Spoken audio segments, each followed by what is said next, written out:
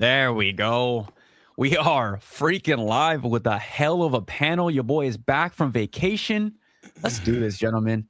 Thank you so much, everyone, for popping on. And the chat's going crazy already. We're 15 people. Got a few likes, but I want to say thank you to, of course, our guests. I haven't talked to Izzy before on a live, so this is a first. And I got my two boys with me, of course, Blab and Heart Attack. How you guys doing today? Chilling, bro. I am chilling. Lazy Sunday. Jubilous, fired up, ready to go, energized, ready to take on the next Monday. Excited about the 30th information coming in a few hours. Everything. Is there 30th information coming? Bro, you don't know, Henry? You're the collector guy. I just got offline. I just got internet like not too long ago. So, yeah, I was in the mountains. I was hiking beautiful Yosemite. It was crazy. It's crazy that a place like that even exists in the world, and it was beautiful. It was so beautiful. So, yeah. No, I didn't see any of the stuff. The only thing I watched, I got to watch Team Rocket Joey's video, the last two, and that was it. That's all that Wi-Fi allowed me. But what was going on with the 30th? As far as I know, there's going to be like the Japanese like slight reveal, I believe, in a few hours in Japan. Oh, okay. So it's an official review on their YouTube, I believe. I don't know the time. Oh shit! Okay. Yeah. Damn, we're fake Japanese collectors, Tyler. It's okay. True. Don't worry. The market guy will tell you guys what's going on because I've tapped in. Let's go. Yeah, what's going on? Let's say what's up to the chat really quick. iFOMO, what's going on? Maxwell Gonzalez, of course. Jake, what's going on? Trainer Ruben, what is going on? Tyler, you're here. Sailing. What's going on? Team Rocket Joey, Matt Maker, Shug, Nasty, Brandon, of course, Kevin, Rob, Bondiggle, and yeah. Okay, cool. All right, so I know Izzy we wanted to talk about market talk because we were gonna do this tomorrow with the market stuff, but I think we get ahead of it just one day. What is your guys' takes on the current sets? I see a lot of complaining. That's why I made that video a few hours ago. But it's a lot of complaining that it isn't what they want it to be. If it's not investable or collectible, even. What's your guys' takes on that? Izzy's got to go first. Izzy's got to go. Yeah. This is true. I am the newest guest.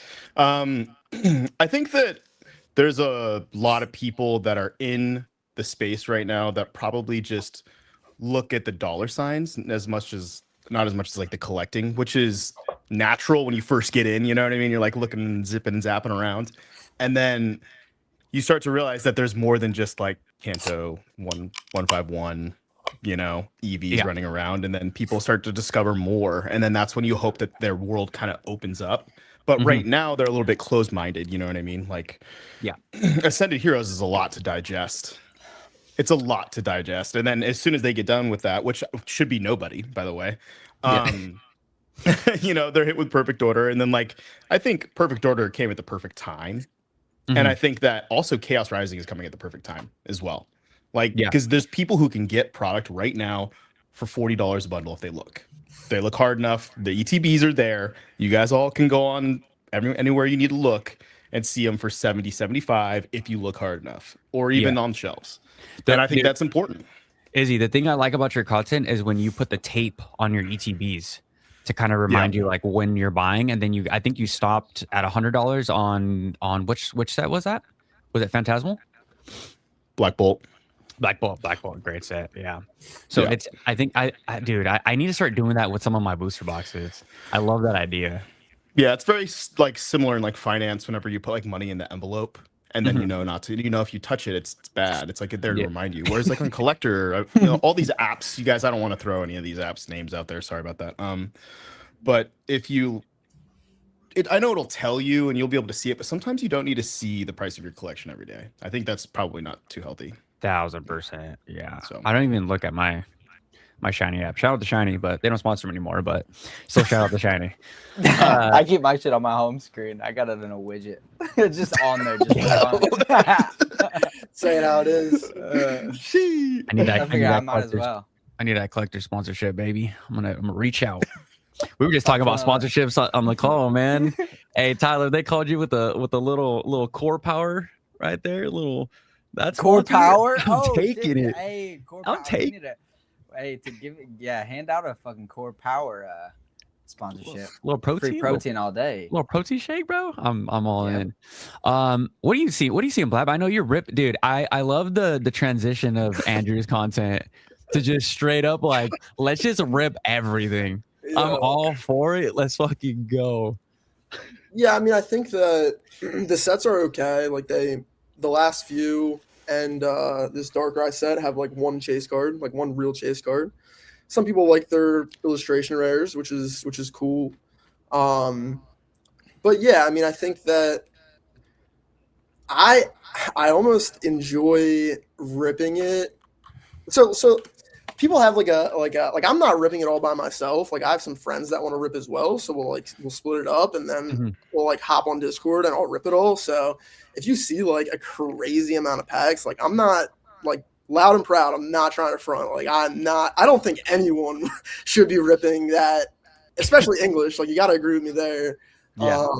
So it's like crazy, but it's like it's fun within like a boundary that's okay, like for me. And also like when you get the Greninja in like 120 packs, or you get like the Dragonite in like 100 packs, like Yeah. I'm doing something wrong. When you're Izzy and we're at 4 o'clock in the morning talking on a call and he opens 7 Destined Rivals packs and just packs the Mewtwo, like tell him you did That's something wrong. crazy. Like That's sure. crazy.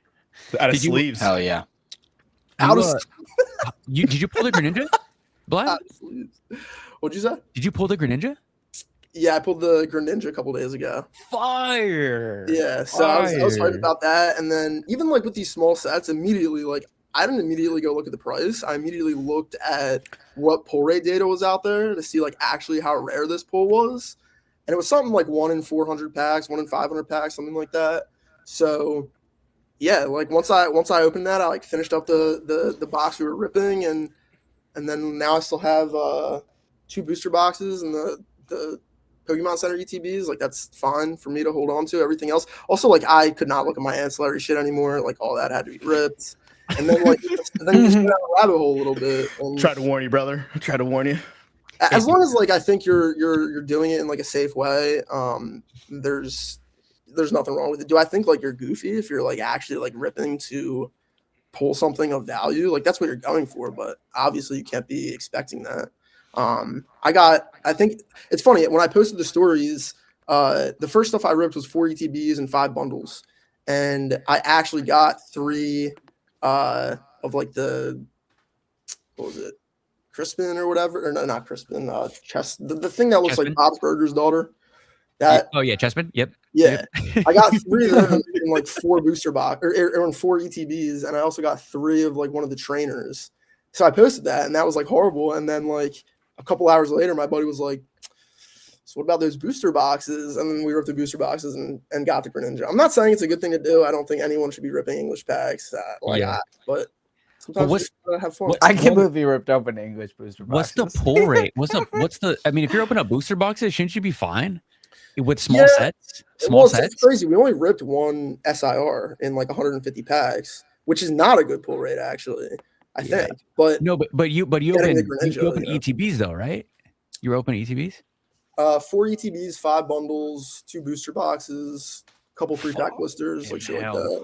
That's some But Tyler. listen, shit like right it sounds crazy. It was split between like a handful of people, so like I'm not. there. Oh, okay, yeah. It's not like I'm not fronting. I can't rip like $1,000 worth of product and like look at myself in the mirror. Like that's crazy. I got some friends that can. Like that first ripping video. Like my buddy ripped a single NFL pack that was like $2,500. Like That's my like balls were in my stomach. Like watching him rip that. Facts. Like, that's crazy. Sports cards are different. Not trying to Mhm. front by any means. Like and honestly, I had one of these smaller shares of this split. Yeah. So, but I got to rip it open, so that was fun. I can't wait. I can't wait to rip some Abyss Eye once Tyler gets it in. I can't freaking wait, dude. I need Hell that yeah. Akira. I need that Akira. Darkrai so bad. Me Um, and you both saw that card. I think we both posted on Instagram immediately on stories. Yeah, dude, that card is so sick. I told my boys, I'm like, so my Eric's brother and like our other friend group, they were saying they're like yeah, I don't know about perfect pitch black as dark. I don't know if that's a popular Pokemon. Blah blah. I'm not sure if I'm gonna buy it. And I'm like, dude, I'm telling you guys, if they give it to Shinji or Akira, like you're gonna be printing. Like just get 2 booster boxes off of Hobbiesville and like let's try to get these Pokemon Center drops. Like it's gonna be a well chased set. Please just listen to me. Like, nah, I'm good. Here we are. We the that what is the Darkrai right now? At 600? Over 600? Yeah, it's around like 600. Right? Like, come on, man. Listen to your boy. Like, what are we doing? Oh god. They were able to somehow make a Darkrai, Mega Darkrai, weird looking thing into a super dope card. Which, like, I don't have a lot of faith in Pokemon to like make the cards I want or like do this or that. But they've been hitting some. I mean, I don't love the Greninja card even after pulling it. Like, I don't love it. I love this card. I think it's great. I like that there's not a lot of different colors going on. I think it makes it unique. Dude, it's like a metal head. It's like a black metal head. Wet dream right here, bro. This shit is so gangster. These are the goth so Pokemon fans. We're here. We're here to stay. Yeah, exactly. These are my people right here. This card. This is me. It's a dead ass, bro. This is dude, I love this shit. The Eye of Sauron. Yeah, for sure. For sure. Everyone's like, oh, it's a little sperm. Oh, it's gonna look so bad. Like, blah, blah, blah. It's like, dude, look at like we all saw what the box was gonna look like. How could you be bearish on that box and think that they were gonna do some like freaking Coco Melon shit and throw it on a box? Like that wasn't gonna happen. This is gonna enter the room. This is going to be black, dark, scary. Like this shit is so fire, dude. Like what are we doing? Like, I'm ready for the evil shit. I'm ready for bro. I'm right there with you. I'm ready. I'm ready. And all those people can just stay away, but they're not going to because they have no self-control. For sure. Yeah, I agree. I think the card looks a little bit like I think it looks better, but I think it looks a little bit like the Gengar from Ascended Heroes, with the not knowing exactly like what's going on in the background. But for me, it's the less colors is more. Like it makes it look scarier and menacing. Where, like, Gengar from Ascended Heroes is just kind of like a tie-dye mess, in my opinion. I agree. I love it. It's just black. Yeah. Black and white, dude. Black, white, and yellow. Akira just killed it. Like Akira's the GOAT. Thank God, because the fucking Mega of Darkrai sucks ass, dude. This thing is pregnant sperm floating in the fucking black tide. The art is really cool on this card, but like I didn't have high hopes for it. It was just like I was like, okay, Mega Darkrai, the bitch is ugly. It doesn't really make sense to me, like, because I like the look of like Darkrai. It looks like this like menacing, like crazy sharp claw ass ghost Pokemon, and then it like puffs up to this like big like fucking like thing clown, like Pennywise the clown looking sperm, and I just did not have high hopes for it. But thank God they saved it. She saved it with the card art. They knew what to do though, right? They they understood the assignment. Yeah. Are you buying this though at this I'm 100%. When me and Tyler link up for Gen 10, I don't give a shit. This is $600, $700, dude. This is Akira. This is the Queen Akira, bro. I'm buying. I'm buying it. I'm pulling it. I'm not buying it. I'm pulling it. Yeah, I'm pulling it. If I don't pull it, I'm not buying it, personally. Y'all are crazy. Well, like I could probably pay for like 50 Korean boxes for this price and try to pull it. Like that's a thing that I can do, but yeah, I'm sure in Japanese it looks bananas. Just bananas for sure. But what did it say about on TCG? What does the artist say? 5-band graphics on TCG Play. Does it say that? That's disgusting. Oh yeah, it does. That's disgusting. They need to change that ASAP. Put some respect on my girl's name. Yeah, that's it. Market Tank. Market Tank. It's actually by 5-band comics. Dude, like I don't know. Switch up would be crazy. It's funny, bro. It's funny. Like, so I remember I just got back. I was like going down the mountain. I was trying to catch up on my boys' videos. I know Jake did a video, Joey did a video, Blab did a video. I was catching up on Izzy shorts. all the homies, and then yeah, it just felt like the people that are actually collecting actually know what they're doing in this market. It's so different from what my algorithm is just pushing. My algorithm is pushing that everything sucks right now in Pokemon, and I highly disagree. Like Izzy was talking about Black Bolt White Flare. I'm like, that's one of the most underrated sets that no one talks about, yet it's quietly moving in the background. I mean, what was it? What did you say? Izzy, an ETB was going for like 150? 150. Yeah, it's kind of bouncing around. I have a lot of speculation on that. I have a whole theory on Black Bolt, but it's just Black Bull or Prismatic if they're both around the 150 mark. well, it's they're not even basically the same thing. Not even a question, bro. Yeah, not even a question. It's Do you guys want to Prismatic. talk about Black Bolt or Prismatic? Brother, are you 'Cause kidding me? What are we talking about? What are we talking about right here, boys? Greatest game of all time. Kidding me? Was I with the Blab whenever I was asking about when Zekrom was incepted by Pokemon, and then like what we thought that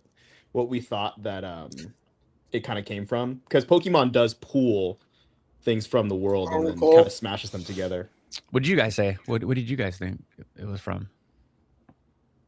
Did you guys come? I don't recall this conversation now. Oh. No, maybe it was someone else. No, I think it was someone else in the Discord. Sorry, I didn't mean to put you on blast like that. No, I was looking up like this. I don't usually do this, but I would wanted to look deeper into it, and I guess Zekrom technically has like a motor in him. Yeah. So he's kind of like a transformer. And then we were looking it up, and I was like, what was the year before that? One of the top 3 movies was Revenge of the Fallen Transformers, and I was like, interesting. I was wondering. I just wondering because they have to be malleable. They have to keep up with the times. They have to, Yeah. sell That's cards and toys. interesting. So a thought. That's all it was really. Hector, if you're watching this, that is a video idea, bro. Go link like current times to the Pokemon of that era. I think that'd be a super sick video. Take it and run. Run. So Hector, there it is. Someone asked, oh dude, this person is just gonna bait me right in. What do you think of simplified Chinese exclusive cards of the Chinese Pokemon market in general? Do they Ew. Should I just drop my slab? Yuck. Tyler, you want to go first before I find my Gengars and my I think it's cool. I guess that I think that the fact that the art and stuff or the cards are like printed, the print quality of the cards is significantly better than English. China. And that it's all printed in Japan anyway. So I like that aspect because that's where Pokemon belongs, in Japan, and Japanese cards. But I guess it's cool that China has their language and cards and variants also. I mean, the exclusive art is always super cool. Does this how much does this bother you, Tyler, that I'm holding a China card? Hey, it's all right. It's all right. Playing with fire. That's crazy. Playing with fire, Tyler, you man. said all this stuff is printed in Japan? Yeah, all the Chinese cards. That's why the quality is like the exact. Simplified. It's simplified. Does the CCP just approve it? Probably. Does the CCP just approve it? Yep, because they have their own. Yeah, They're X-raying all the boxes. they signed a crazy deal with Pokemon International and the Chinese government. Pokemon like that. Pokemon said, "Yeah, we're signing a deal with the government." Oh shit, we lost Izzy. Oh, there he is. Okay, he's back. Sorry, put myself on a. Izzy, do you collect? Have you ever dabbled in the Chinese market? Absolutely not. No, I try and stick to English because if I start jumping and language hopping, it's gonna get ugly. It's gonna get ugly. And one of the things I kind of focus on in my reels, and I believe you were talking about it with ancillary products as you were tired of looking at them, was that I maybe I'm a perfectionist. I don't really know, but I stick to my SKUs like hardcore. So if it's specialty set, it's SPCs, PKC ETBs, ETBs, and then bundles. And then there will be very few times I would go out of that for collection boxes. It would have to be something beautiful, like a figurine collection from Prismatic, which I think is a better investment than the ETB and is already higher and I think double the price. Yeah, you know what I mean? And if I just start language hopping, it's going to be an issue, but that's the market in me. Yeah. You know, that's the market in me. If I was like, I was kind of talking about it a few days ago, where I think you eventually do kind of grow up and like realize that Japanese is probably just superior in every way. But Yeah. but You're we're right. in the market, you know what I mean? We're in the market, and like we have to. I kind of say it on my page, like we have to trade the market we have, not the market that we want. True. And we don't live in Japan, you know, we live in America. Yeah. So that's mainly what I talk about, which is Some of us live in Yeah, America. True. And then some of us live in a darker place. Yeah.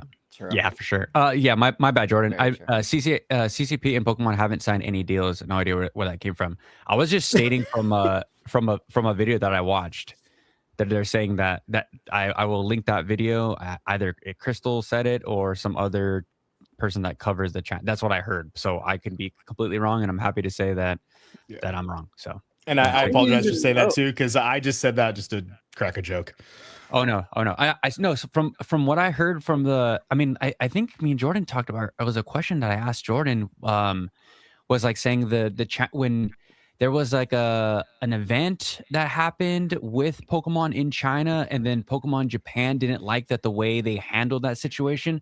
I don't want to put words in anyone's mouth, but I thought it came from Jordan. And Jordan, if you can correct me, or maybe we talked about this in a side conversation. I don't know, but that's what I remember. But I remember seeing like an article. I don't know if I was on Twitter or whatever. But again, like no problem here saying I was wrong. But yeah,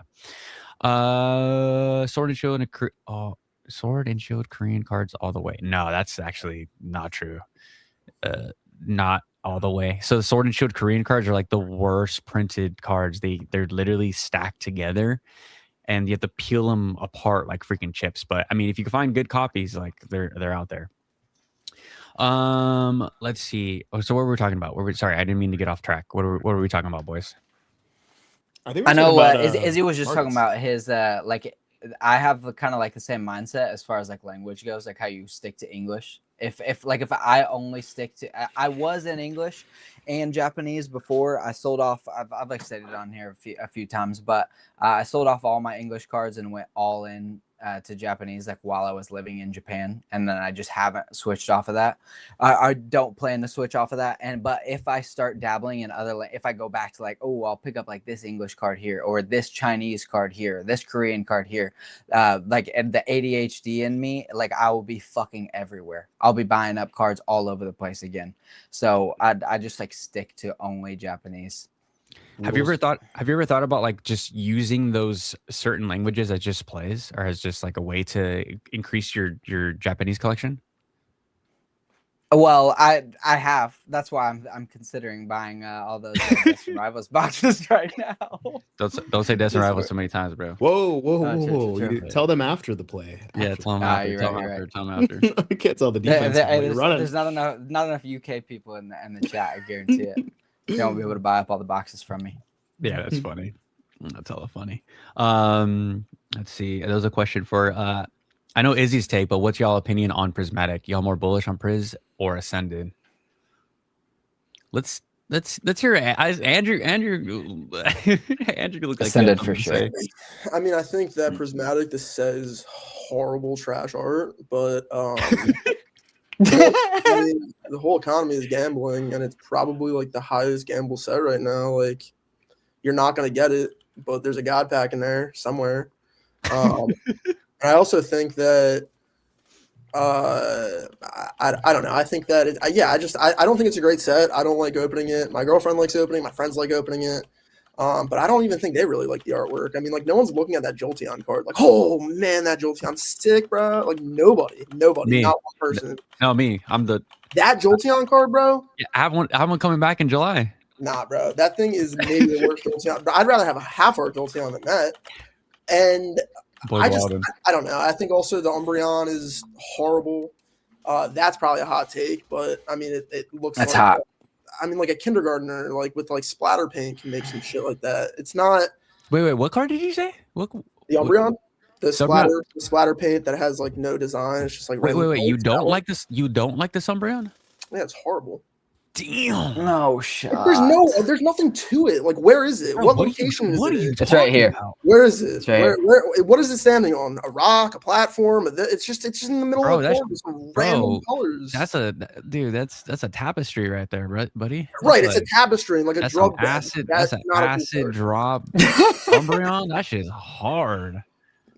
Not for me. I mean, look, I get it. Like, that's the thing. I buy Prismatic because other people like it, and they Yeah, no, that's smart. You know, people like that type of stuff. I think Ascended is probably a better set in my opinion, but I think it has its problems. It's horribly just random. I mean, just dark Pokemon, light Pokemon, like rocket cards. It's just like makes like I can nitpick anything, but like there's some cool artworks in every set, and the ones that are highly gambleable, that's not a word, but the ones that people can gamble on, like those will go up over time because people like to gamble. So I think it's wild that a 15-year-old can walk into GameStop and buy a $5,000 power pack.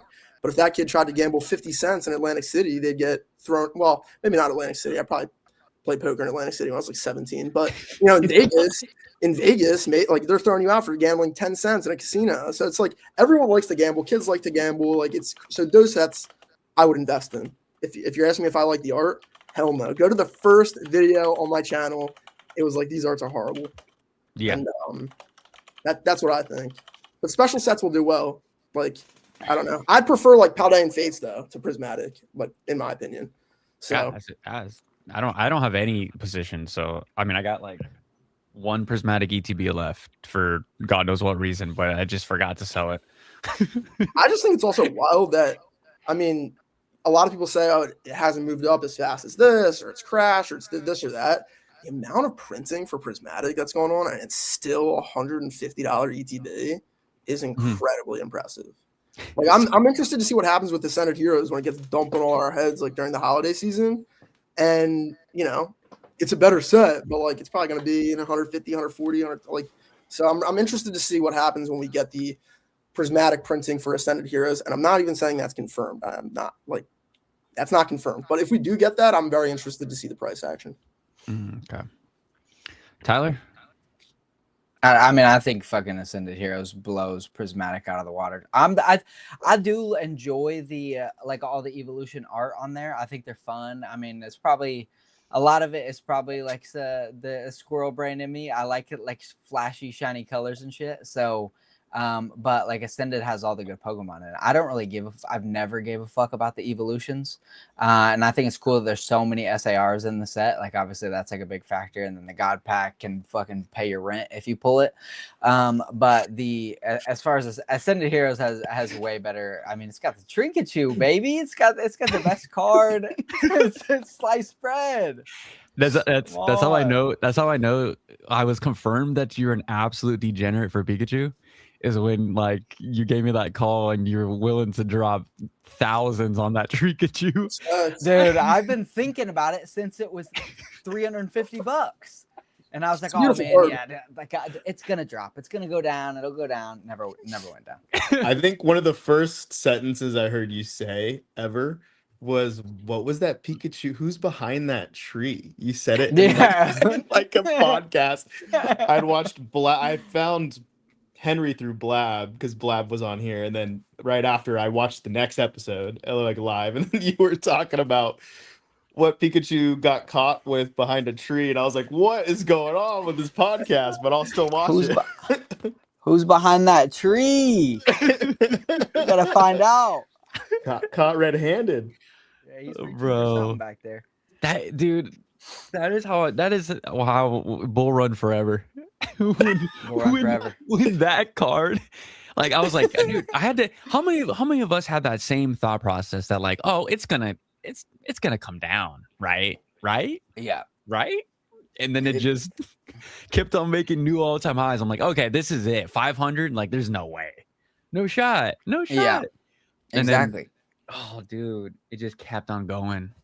Did any of you even guys if it would see come that, down though? just a little bit, dude? Even like every set, like the shit like comes out. I mean, I'm like even Abyss Eye comes out, and then the Darkrai is gonna go down a little bit, and then it will shoot up. It'll shoot back up.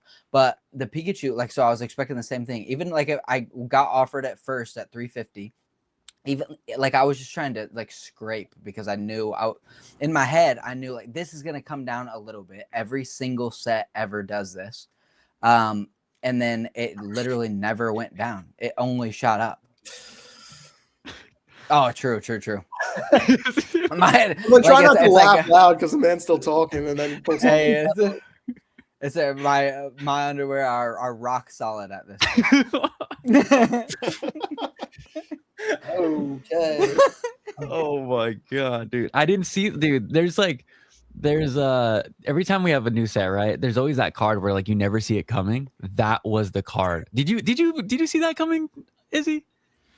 I didn't see that coming. I truly don't. I'm very hands off personally. You'll notice that, and you can kind of see it in my reels where I kind of just let the community decide, because one person can influence a card that's worth less than like $2-3, but like a Trikachu, like if people want it, they want it. They want to nickname it, they're gonna nickname it. And I kind of just map what I see, and then I try and figure out what would be best for the market as far as supply demand. And then, obviously if there's a few things that can be tweaked. And no, the Trikachu wasn't one of those things that I thought was like too crazy that I thought it was crazy it went that high, but I thought it was crazy that it swung that low, then went that high. So that to me was a little bit weird, and it challenging the Gengar is pretty crazy too. Yeah, I don't even know what the English one started at. It was just like the Japanese one specifically because it came out in that like start deck 100, and I don't even know if like officially started out at 350 market. It was just like I got offered it for 350 from one of my friends like in Japan. And I declined because I was like, nah, like this, it's gonna fall a little bit. Like I knew it's Pikachu, obviously it's gonna do well over time anyway.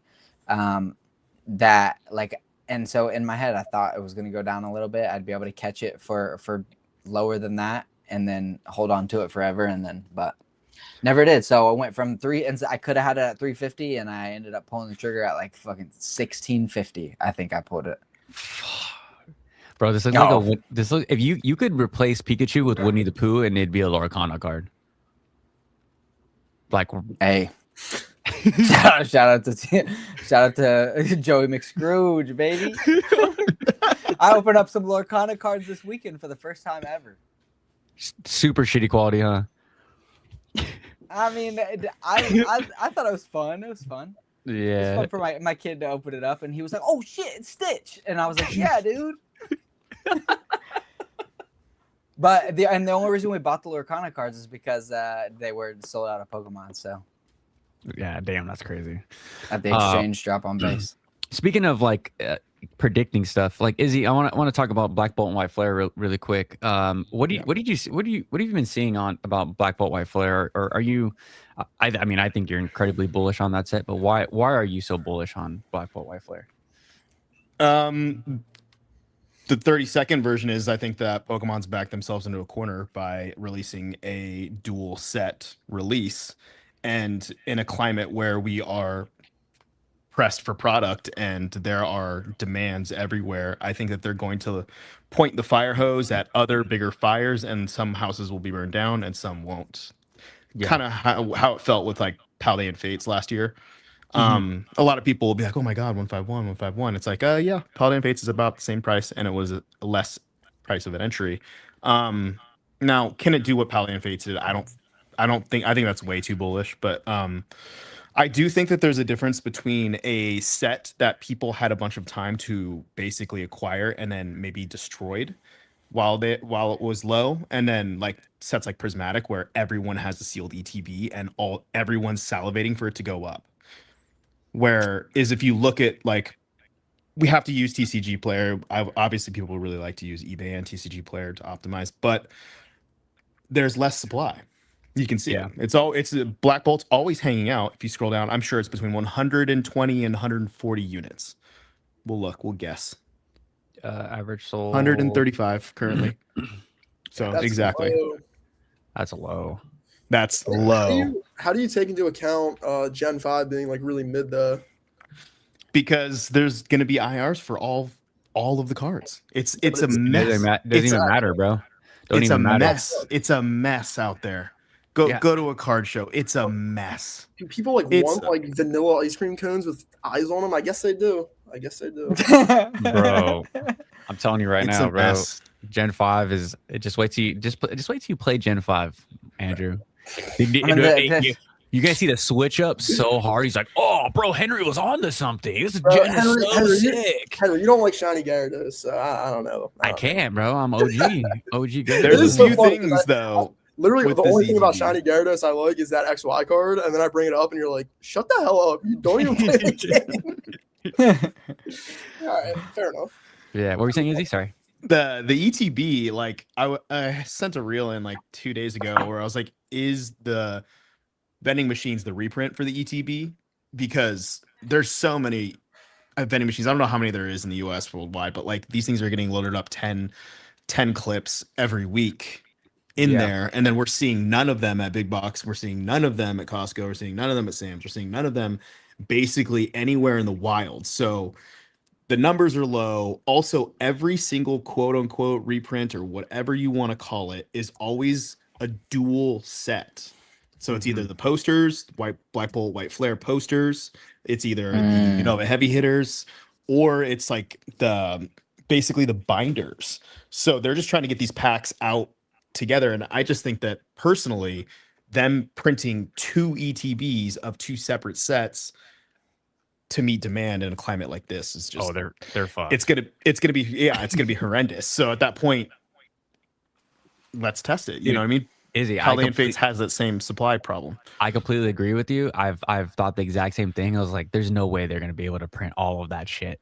Especially like the fires, like how many fires they have to put out. Like, yeah, and people are opening the ETBs.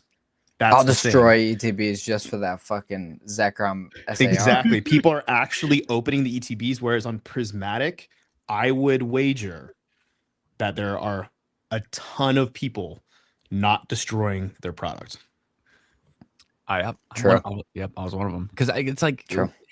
I think with the prismatic stuff, it's the price memory, and they think that it's Evolving Skies 2.0, which is couldn't be further from the case. It's missing 2 of the biggest cards, or 2 Pokemon that are the biggest hits in Evolving Skies, which is Dragonite and Rayquaza. So yeah, I love when you guys talk Black Bolt White Flare in the English market. Just pump my little boxes. Yeah, and there's a set price. There's a set price argument too. There's a set price argument as well. The set price is, I believe, at 3,700. I last looked, which is absolutely egregiously not talked about. So whenever I can even talk about it, but it's also one of those sets where even at $10 a pack, which I think it's floating around 14, you could still make your money back on probably 60 cards in the top 60. Why are these trash IRs that I'm looking at like $40? Who the hell is buying this? English, bro? English market is cooked. I don't talk about the art. I just talk about the supply, the demand, the numbers. That's valid, but like this ducklet for like $40, what are we doing? Oh, the ducklet card is nice. Honestly, I'll be honest. I clicked Henry, can you go to Pokédata and can you go to Black Bolt and can you keep scrolling and see how many IRs you could break even on by opening a pack of Black Bolt? A lot. I'm looking at it right now. It's got to be the arts on the cards because like not only break even, but you can make your money back. It's like 40 plus cards. Okay, so go to Pokédata and then go to what? Do what? And then go to Black Bolt. And then you're going to click on the set, and then you're going to share the screen, and then at the top right will be the set price, and then you'll be able to scroll through and see all of the price points, and you'll be able to see that up until about I didn't say this too publicly, and I definitely didn't say it in a reel, but you could basically open Black Bolt and make most of your money back. That Dynamo card? 60% Don't tell me that, brother. Is so dope. Don't tell me that, brother. Yeah, you could have gamified it for months. Bro, a lot of these arts look really cool, but I don't care about these Pokemon, to be honest. Bro, Zach is a freaking carbon fiber Zekrom. Are you kidding Oh me? yeah. Carbon Oh, fiber yeah. Zekrom. I'm yeah. Get a in. card, baby. Venta Black Zekrom. I mean, it's coming the through. same thing. Who gives a fuck about Mega Darkrai, bro? No one gives a fuck about Mega think that's Darkrai. valid. It's That's the fair. art of the card. It's the art of the card is going to carry the Dude, set. All the this- arts Yeah, on these but, cards are but dope. look where that It's good gonna art carry. Pikachu is at. Dude, Because Solosis was on my team. Yeah, but Pidove- Pikachu is on a different level all the time. Pidove, dude. That's fair. Pikachu is Pokemon. Pidove, the greatest Bro, I had bird. that dude in my fucking yard today. Pidove, yeah, bro. Pidove, the greatest bird Pokemon starter like we've ever gotten. Look You at how buying cute that for thing is, bro. $20? No shot. Oh yeah. What did you say, Andrew? You buying $20 that for $20? all day. Greatest trainer of all time we've ever gotten.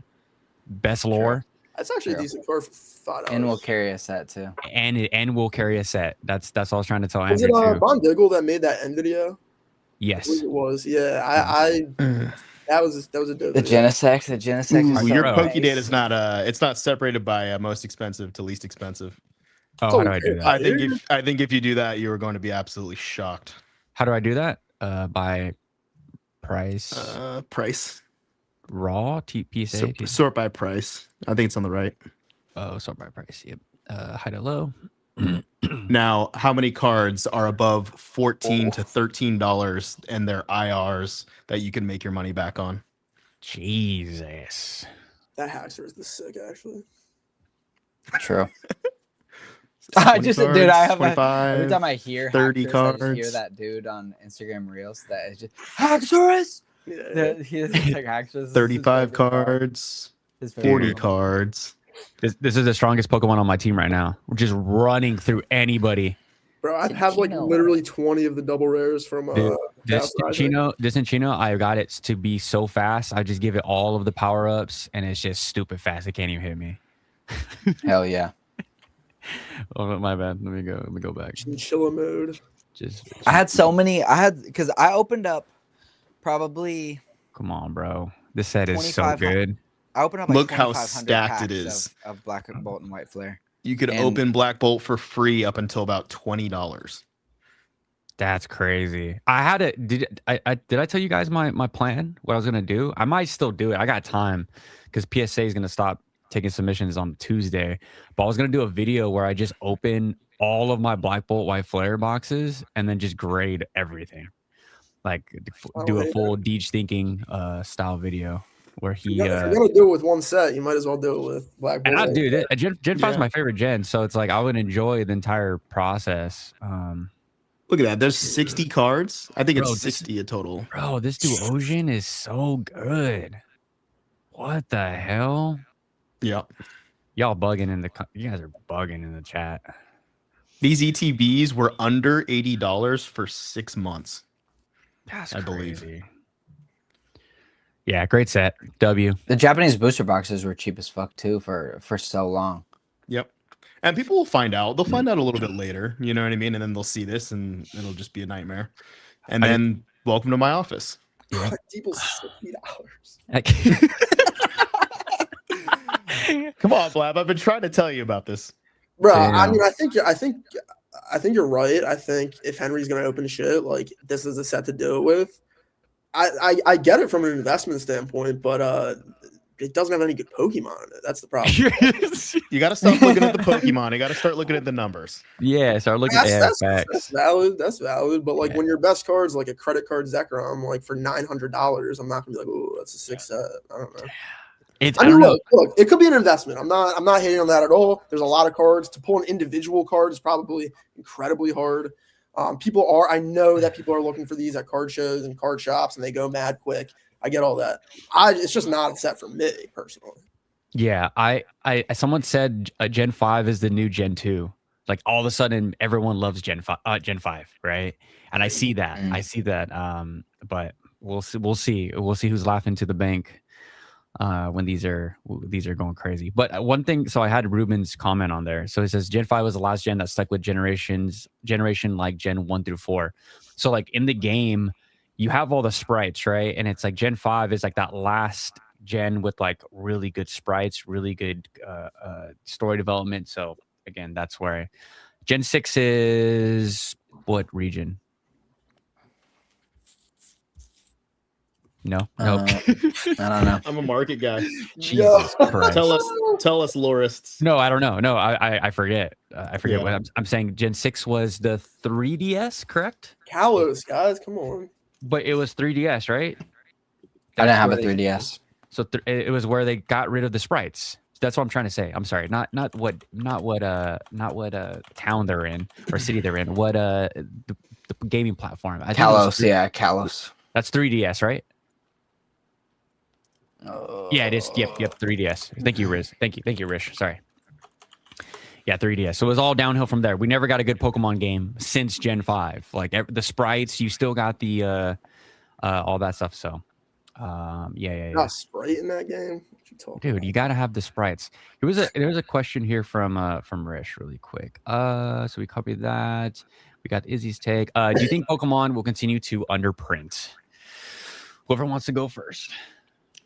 I'll go first. I think that they're capped.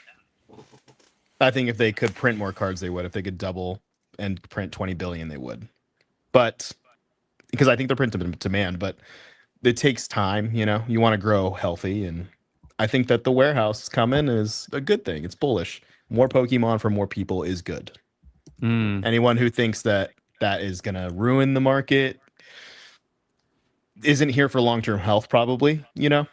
Yeah. And I also think that being able to get cards at a pace that is better than now is important because there are gatekeepers now that are not going to budge. They're not going to budge, and the only way for them to be dethroned is to get more cards to where they have to adapt their business model. Personally, that's what I think. What do you guys think? What do you think, Tyler? I mean, why do you think they're capped? Like, because like if they're printing less than before, maybe I'm a little confused. But what, like, you think they're just like capped out on print? They can't print more than what they are right now when they have previously in the past? I mean, I don't have the answer to that question, but I would. If we're in theory land here, which is what I'm assuming we are, is Yeah. I just think that there's an unprecedented demand for collectibles because people want to live in a more analog world than a digital world. That's my theory, at least. Yeah. I think that everything kind of went to like the iPad, and then it went, to digital, music, and then they tried to push digital cards on us, and then all of a sudden, we started to touch and feel packs, and then I think our sensories kind of took over at that point, and then there's a little bit mix of the G word in there, and then I think things kind of took off. You know what I mean? And there's a large demographic of millennials that are coming in with more money to spend, and everyone's doing a little bit less drinking, is what I kind of see, and then that's how they're indulging these days, and there's an unprecedented amount of money coming in. And it doesn't look like it's slowing down anytime soon, in my personal opinion. Sure. And they're probably capping out a little bit, and there'll be more coming. There has to be, right?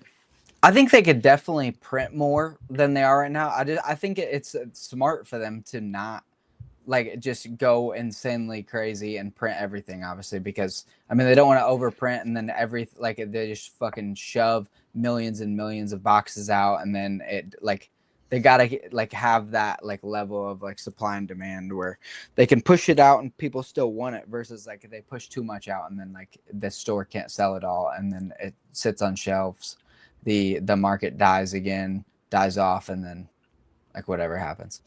But I don't know, dude. I speaking of millennials and people just ripping packs, I think I underestimated or I have been underestimating the amount of actual kids that collect Pokemon, or that have been getting into Pokemon. Because I was kind of thinking, I was under the impression for a little bit, I was how are every fucking kid is on Roblox and Fortnite and Call of Duty and playing Grand Theft Auto and shit. I was why are these kids gonna come and play? I like Pokemon because I grew up with it. I played it since I was a small child and got my first Game Boy and played with it. But like I was just thinking, I was like, my kids whenever they grow up, I mean, I'd shove packs down their throats. So like they're obviously gonna have like nostalgia for like ripping Pokemon packs like with their dad and mom and like other shit. But like my other friends and stuff, I was thinking like iPad babies where they're like it just like they just shove them an iPad with Roblox. Like why are they gonna be that? If they could play Roblox and Grand Theft Auto, why are they going to be interested in just opening up Pokemon packs? But Opposite. yeah. So like, so I went to like a drop on base because I work on a military base, and so I went to the military base for like the drop that happened this weekend. I haven't been to one in a while. The amount. And even last time I went, there wasn't that many kids there. It was mostly just like grown men, like everyone my age. It was like 25 to 40 years old. But the amount of kids, like high schoolers and like 10 to 17-year-olds that were at this Pokemon drop and not even there with their parents. Like it just like I was thinking at first I saw them all and I was like, oh, these fucking grown men brought their high school kid to go and buy up all the Pokemon packs so that way they can have more IDs, more chances to buy shit up. But the amount of kids that were just like there on their own volition, they were there since 5 a.m. 4 and 5 a.m. waiting in line as high school kids in a line. And I couldn't believe it. I was like, oh my God, like Pokemon forever. Yeah. Do you guys remember Pokemon Go, like the parks? Oh yeah. Like 5 years ago? Yeah. Or like 6 years ago? Dude, you Like go to Japan that, and Pokemon Go is still blowing the fuck up. Pokemon Go 6 years ago. So none of this stuff. I think me and Blab can talk about this, but there is a more than likely chance that we could be in year one of a 5-year bull market. Oh yeah, and for sure. How people feel about that is because there are powers at B right now, and some people know them, some people don't, that can elongate a bull market. They did it with shoes, and they could very easily do it with cards. And I will let you guys guess on what that is. You said too much. But bro, like so there was two people I want to address in the chat. Of course, Jodo, Jake, and Shug. So Jake was talking about like, you know, Millennium Print Group and how they print other TCGs, and like yes, 100%. So I think printing isn't necessarily the problem. I used to think that it was the only problem, but then right underneath we had Shug saying Millennium doesn't print for other Asian languages, right? So I'm trying to put two and two together. Well, Pokemon is actually, I think my own assumption what they're actually doing, and it's they see how other TCGs, they see how other brands do it, right? And they're keeping enough demand. Like they figured out the formula, they figured out the secret sauce, and it's not they probably can print more. And they figured out how to have us coming back just enough to to please everyone. Like we have to think of like, I don't know if you guys think like this, but I always think of English and the Japanese market, right? I put them two together. I'm like, it can't just be one way. I think they both have to work somewhat in tandem, and they don't want to just blast the market with all the shit. And yeah, any thoughts you can on print less cards and still make more money? I think There's that certain ways around Pokemon it. doesn't care that much. Like 5% of their revenue comes from trading cards. Like it's our entire lives. Like they have so much other shit to worry about. Like what did they give us? One statement on Prismatic 9 months ago? They don't give a shit. Like they're doing their thing. They know the formula. They're gonna pump it out. They've gone through decade-long cycles where no one wanted their shit. They're still here. They're gonna sell plushies. They're gonna do television shows. They're gonna do all of that stuff. And of course they care. Like it's some sort of bottleneck for them to get people into the hobby or into the Pokemon verse. But I think there's way too much of, did they print it? Like when are did they restock this? Like how are the vending machines affecting that? Like people think they know what Pokemon's thinking, especially with like the amount of cards printed. Like this shit took off like what, a year and a half ago, like this current crap that we're in, like 18 months or so. And we're like, oh well, in the last year they actually went down, a little bit. It's like, yeah, because probably most of the printing facilities isn't on, if any of it is on at all. like next year or the year after, there's gonna be like 16 billion cards printed. Like it's not. I just think when it suits people's narrative to be like, oh, Pokemon thinks 3 years out to make sets, they'll say that. But then when it fits their narrative to be like, look, they didn't print any of this shit all year, then they'll say that. And I think at the end of the day, Pokemon's not like they don't give a shit. They're just doing their thing. They know it's going to work. They're aware of the bull market. Like, of course they are. But at the same time, even if they're building their facilities faster than they say, faster than we think, whatever, like, it still takes time. Like, it's not going to be this year. It's not going to be the same year that this shit explodes that it's going to have this, like, instantaneous effect. Yeah, instant effect. Be sold tomorrow. I don't think they care that much in the meantime. Like, I don't think they care that much either, but I do think they understand that they figured out the formula to slowly, to keep us still, chasing the bait. I don't think it's like, I try to look at things on the greater aspect of how this is both affecting, not only English but the Asian side as well. Because it's very similar markets. Like we've both, yes, I know there's gonna be some people that are gonna be like, no, completely different markets, but they have a lot of similarities. Like in Japan, they're printing their ass off. Mega Dream, and those boxes are still very expensive on the secondary market, at least for us Americans. I don't know, just something to always keep an eye on for me, and at least in my content. But great question, Rish. Let's see. Do we have? I can't believe we're actually getting 30th news, like real news, in the next couple hours. Like tomorrow morning, like we might know some cards in the 30th tomorrow morning. That's awesome. That's what I had read on some sources. Yeah, so. I don't think it'll be like a full reveal by any means, but even getting another like 15-second teaser, like that's all. Yeah. Shug says, I'd be interested to know if sets were smaller in general in 2025 versus 24. That could be a big reason for less cards being printed. That's a good point. Yeah. Sorry, y'all. My kid was he woke up and was freaking out. Time is it over there? Cool little 1:30. Sheesh. Hey. Stay woke. Stay woke. My afternoon. Stay woke. Yeah, I know. Izzy, I know. I woke up at like 2:00. But no, I mean, we can freaking like speculate all we want, dude, and it's just hang on for the ride and just enjoy the ride, boys. Just enjoy the ride. Oh, here's a question. Are you guys willing for a 5-year bull run? Are you guys up for that? Willing? Sure. Why not? Or do some people think that in here that's too long? 5-year? Nah, there's no shot. No shot. Nah, no shot. So, are you a shoe guy? Oh yeah. Should I? So you remember that then? Oh yeah. So why? So it took Kanye going crazy and Virgil dying for that to end. Shit. Yeah. How it is. Yeah. We don't have a Virgil. Shoes are different than Kanye Pokemon to worry about. Yeah, but I agree. Tyler, I know me and Tyler feels the same, but you can go ahead, Tyler. I know what you're gonna say, but it's just shoes are.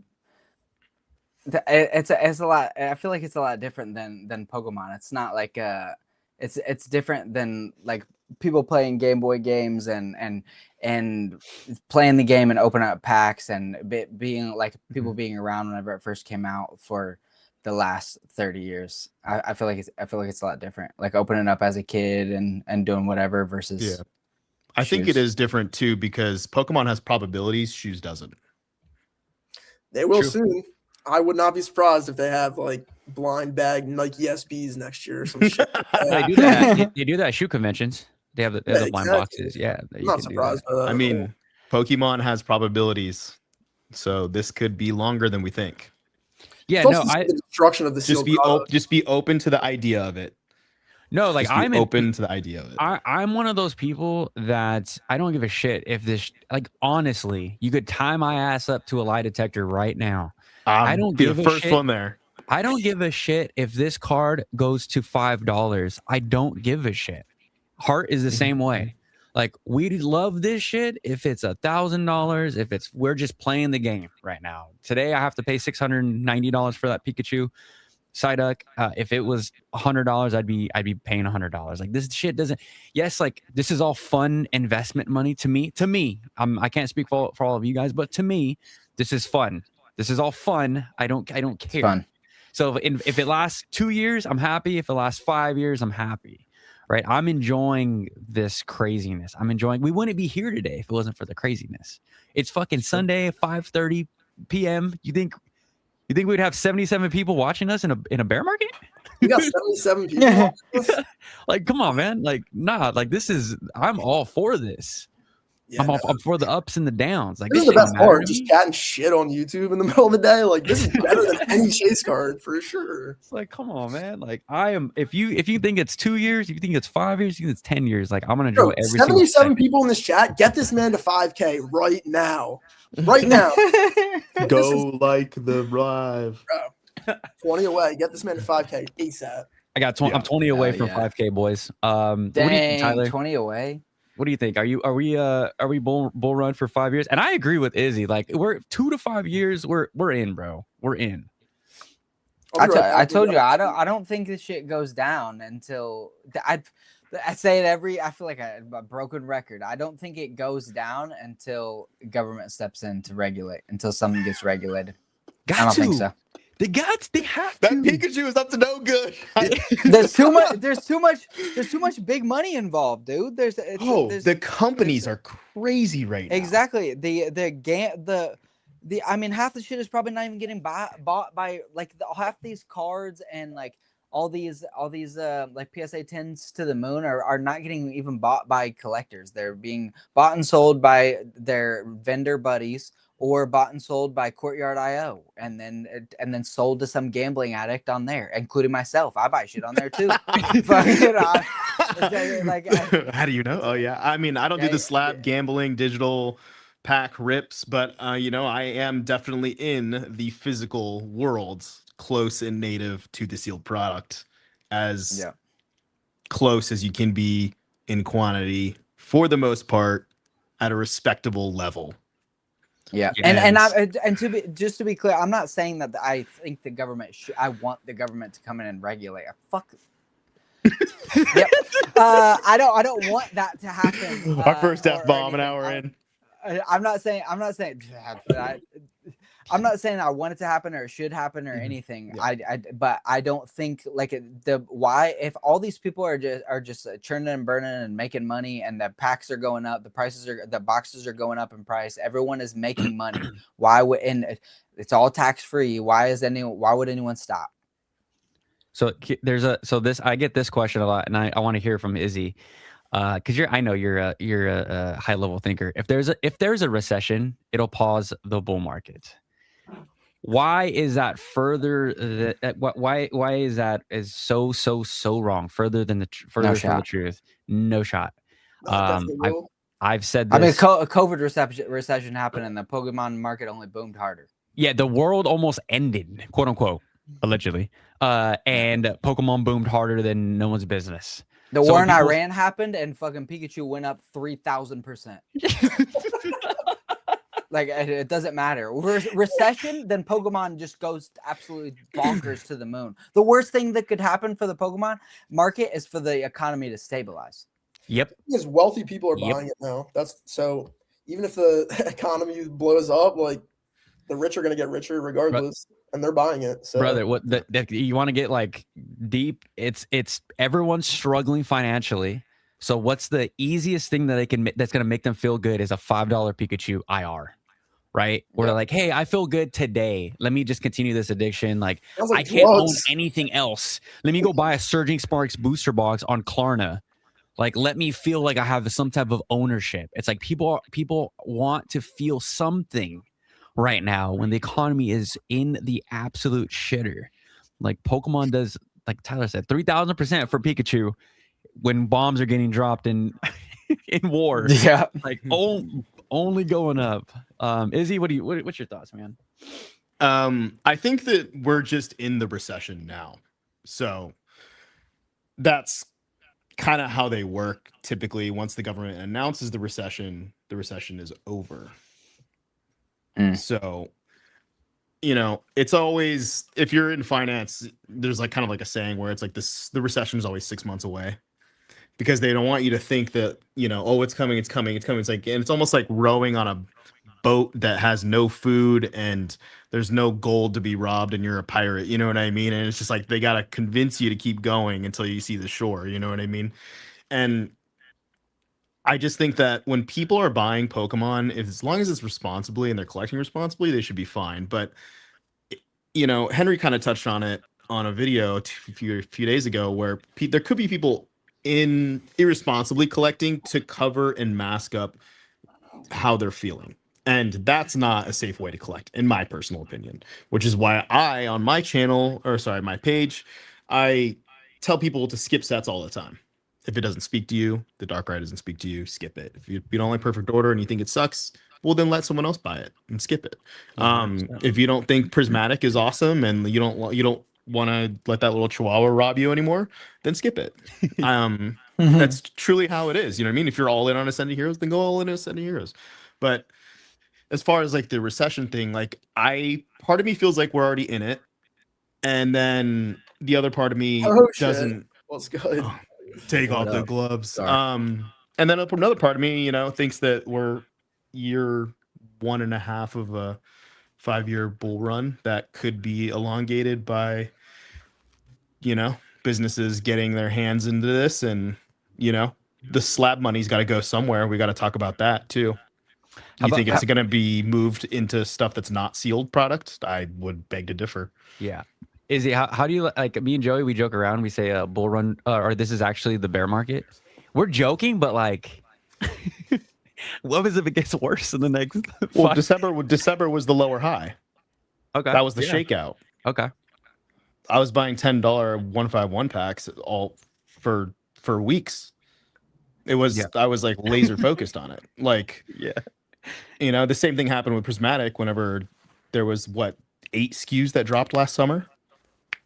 So, if you were there, you saw Lucario boxes, you saw the 8-pack tins, you saw the Sam's Club Pokeball Prismatic, you saw the Costco bundle, you saw the posters, you saw the bundles. It was just an absolute shit show. And there is a way to get product in quantity, even if you don't have a bot or someone drop shipping it to you from a Discord.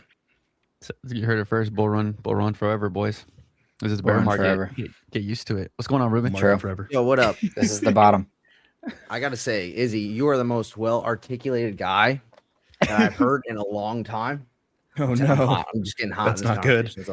That's not good. No, it's good. No, it's all good stuff. I have one. I want to get back to I don't want to pull the conversation away, but I want to get back to what makes, and it's not a challenge. I'm actually curious. What makes you think that if it's a 5-year, why do you think we're in year 1 and not 2 or 3?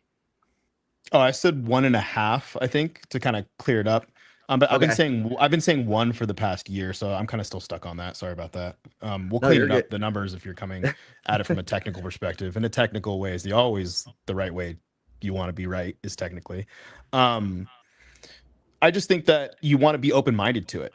You know what I mean? I don't know that the probabilities are going to be that, oh yeah, for sure. But is there a 20% chance that we could be on year 1.5 of 5?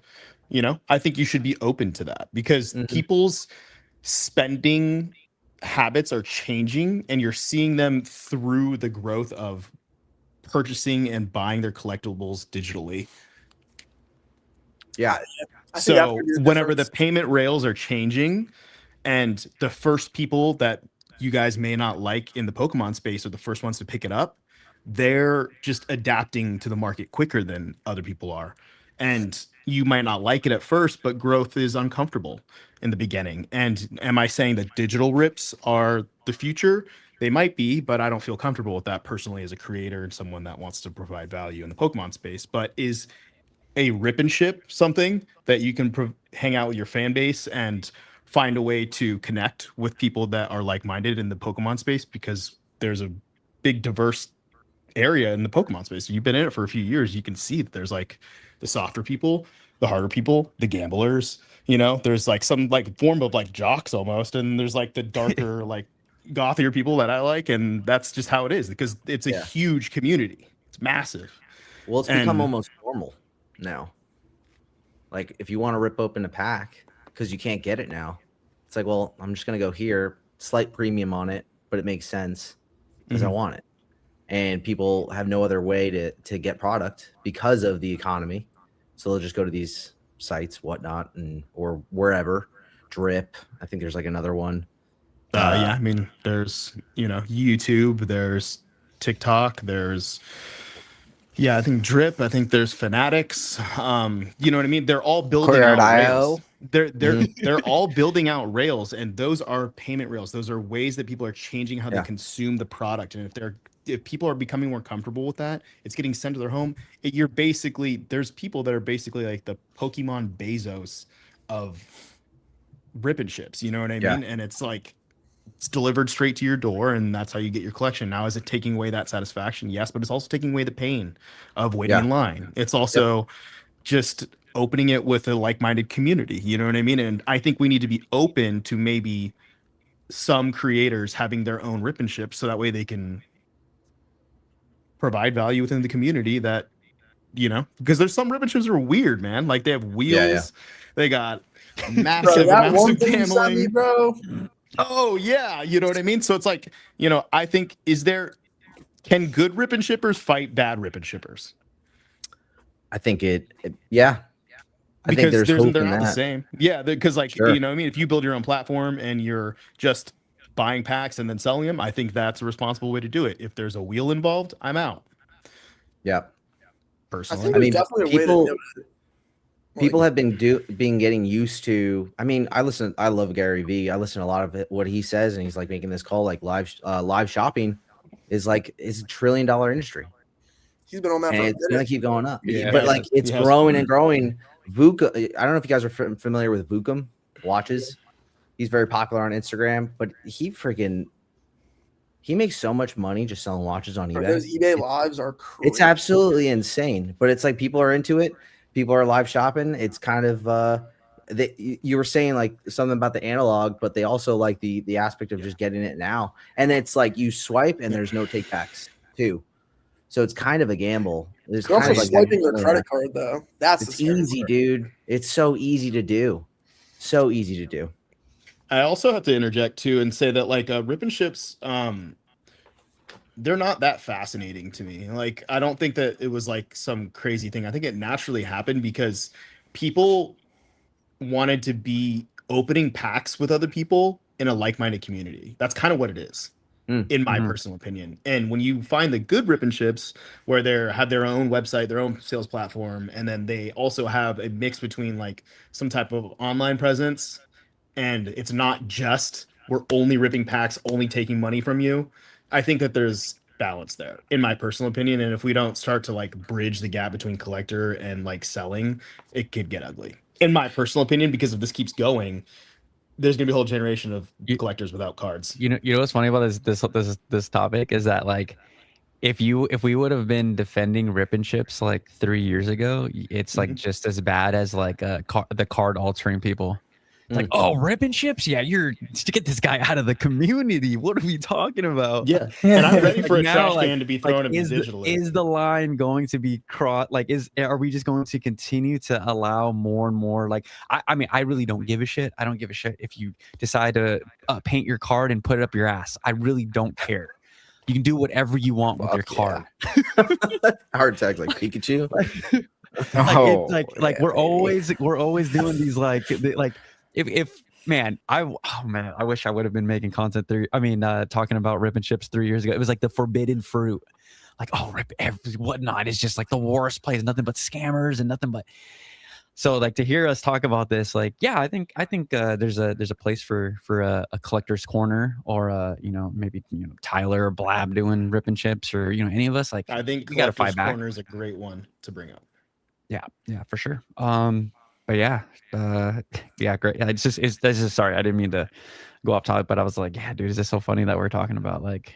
I do also think some people that, like, for me personally, I've never participated in a rip and ship, and I don't know if I really ever would. And I think a lot of people that think that way like automatically like poo-poo it for other people that might be willing to pay an extra $1 to have their favorite content creator open it. I think there's a lot of opportunity to do it the right way. I just think like 80% of the people that are doing it right now if you looked for more than like 5 or 10 minutes, you could find something scummy about them. And that's not to say that like all rip and shippers are that way. Like you said, you just brought up a few that do it the right way. But it's also like, what is the right way for you? Like some people, like I would say, like the Nostalgianomics, like rip and ship is like horrible and whatever. But I don't know, if someone makes good money and they want to, you know, if that's what they want to do, like that's fine. I would just wonder how many rip and ship packs are bought on credit, because I think it opens that door. That's crazy work. You can't go All to of them. a show and most card shows, you got to pay cash, you got to pay Venmo, Zelle, like shit like that. 97%. I think that if you're every day in a rip and ship, as opposed to, you know, going to card shows and you know, some people say you go to a card show and spend thousands of dollars, like you're a crazy person anyway. But if for you want to spend thousands of dollars on a rip and ship, I totally get that. But it opens that door for a lot of credit usage, and I think that that's like the scary part. Yeah. Let's throw some firecrackers in this freaking live, dude. You guys ready? You guys ready for this? Here we go. Let's get clipped. Boys. Let's get clipped. Let's get clipped. Question: what if PSA restored your card as a part of the grading process, and it'd get a grade like a PSA 10C? We got some graders in here. We got some graders in here. I already told you guys, I don't care what you guys do with your cards.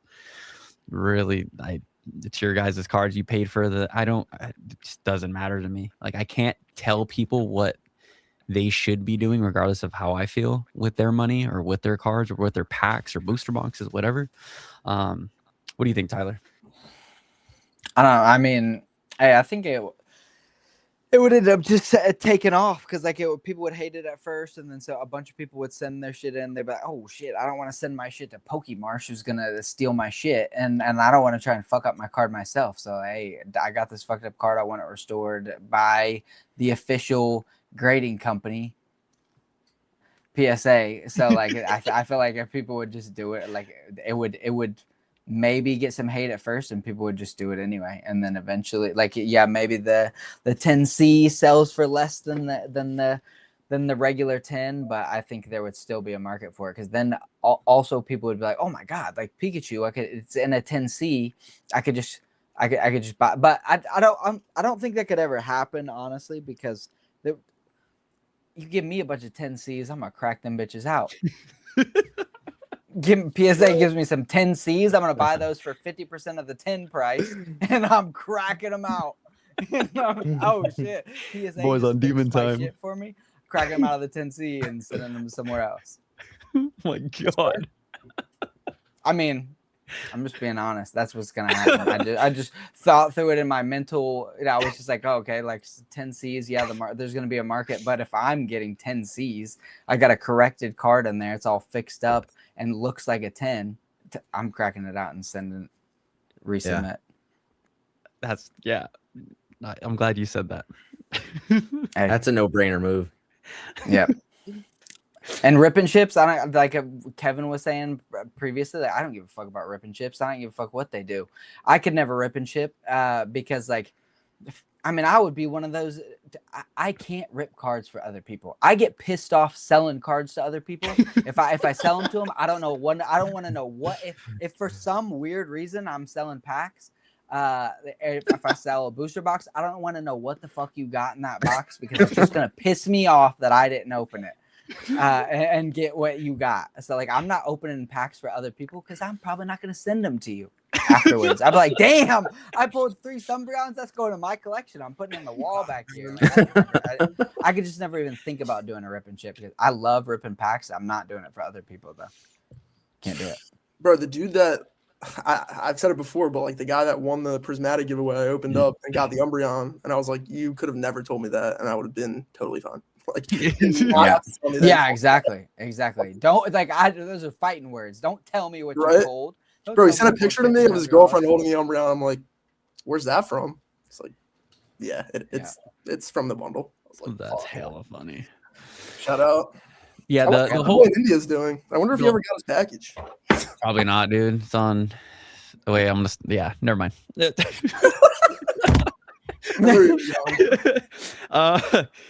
like give you winner, huh?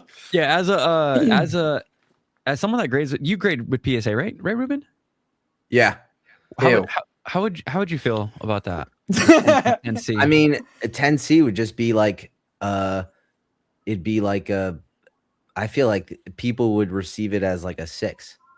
Right? Like the community, like people would be like, why the hell? It would be a dumb move, but I like right where Hardtack said, like crack it open, send it in as a try to get a 10 or a 9, and you get your value out of it. And I think with the whole like correcting cards, people are like upset about it because they're trying to get money, but it's like people don't care enough to like. There's not enough Jakes that care like Jake, like looking at the card. This has to be a 10. Oh, this is not the right 10. People don't care because it's all about the money. Yeah. So it's like, and they're just mad because they're not doing it. Yeah. That's really it. That's really it.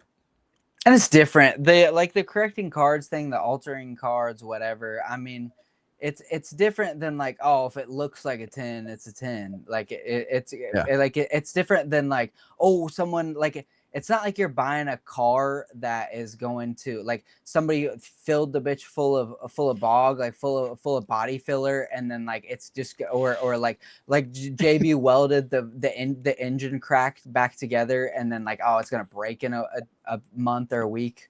Like it's a lot. It's if you flatten the card, it's gonna stay flattened and it's gonna stay like that forever in the slab that whoever graded it. Like it doesn't fucking matter. And if you're solely trying to make money, grading cards, like corrected cards, and doing it that way, that's the smartest way to do it.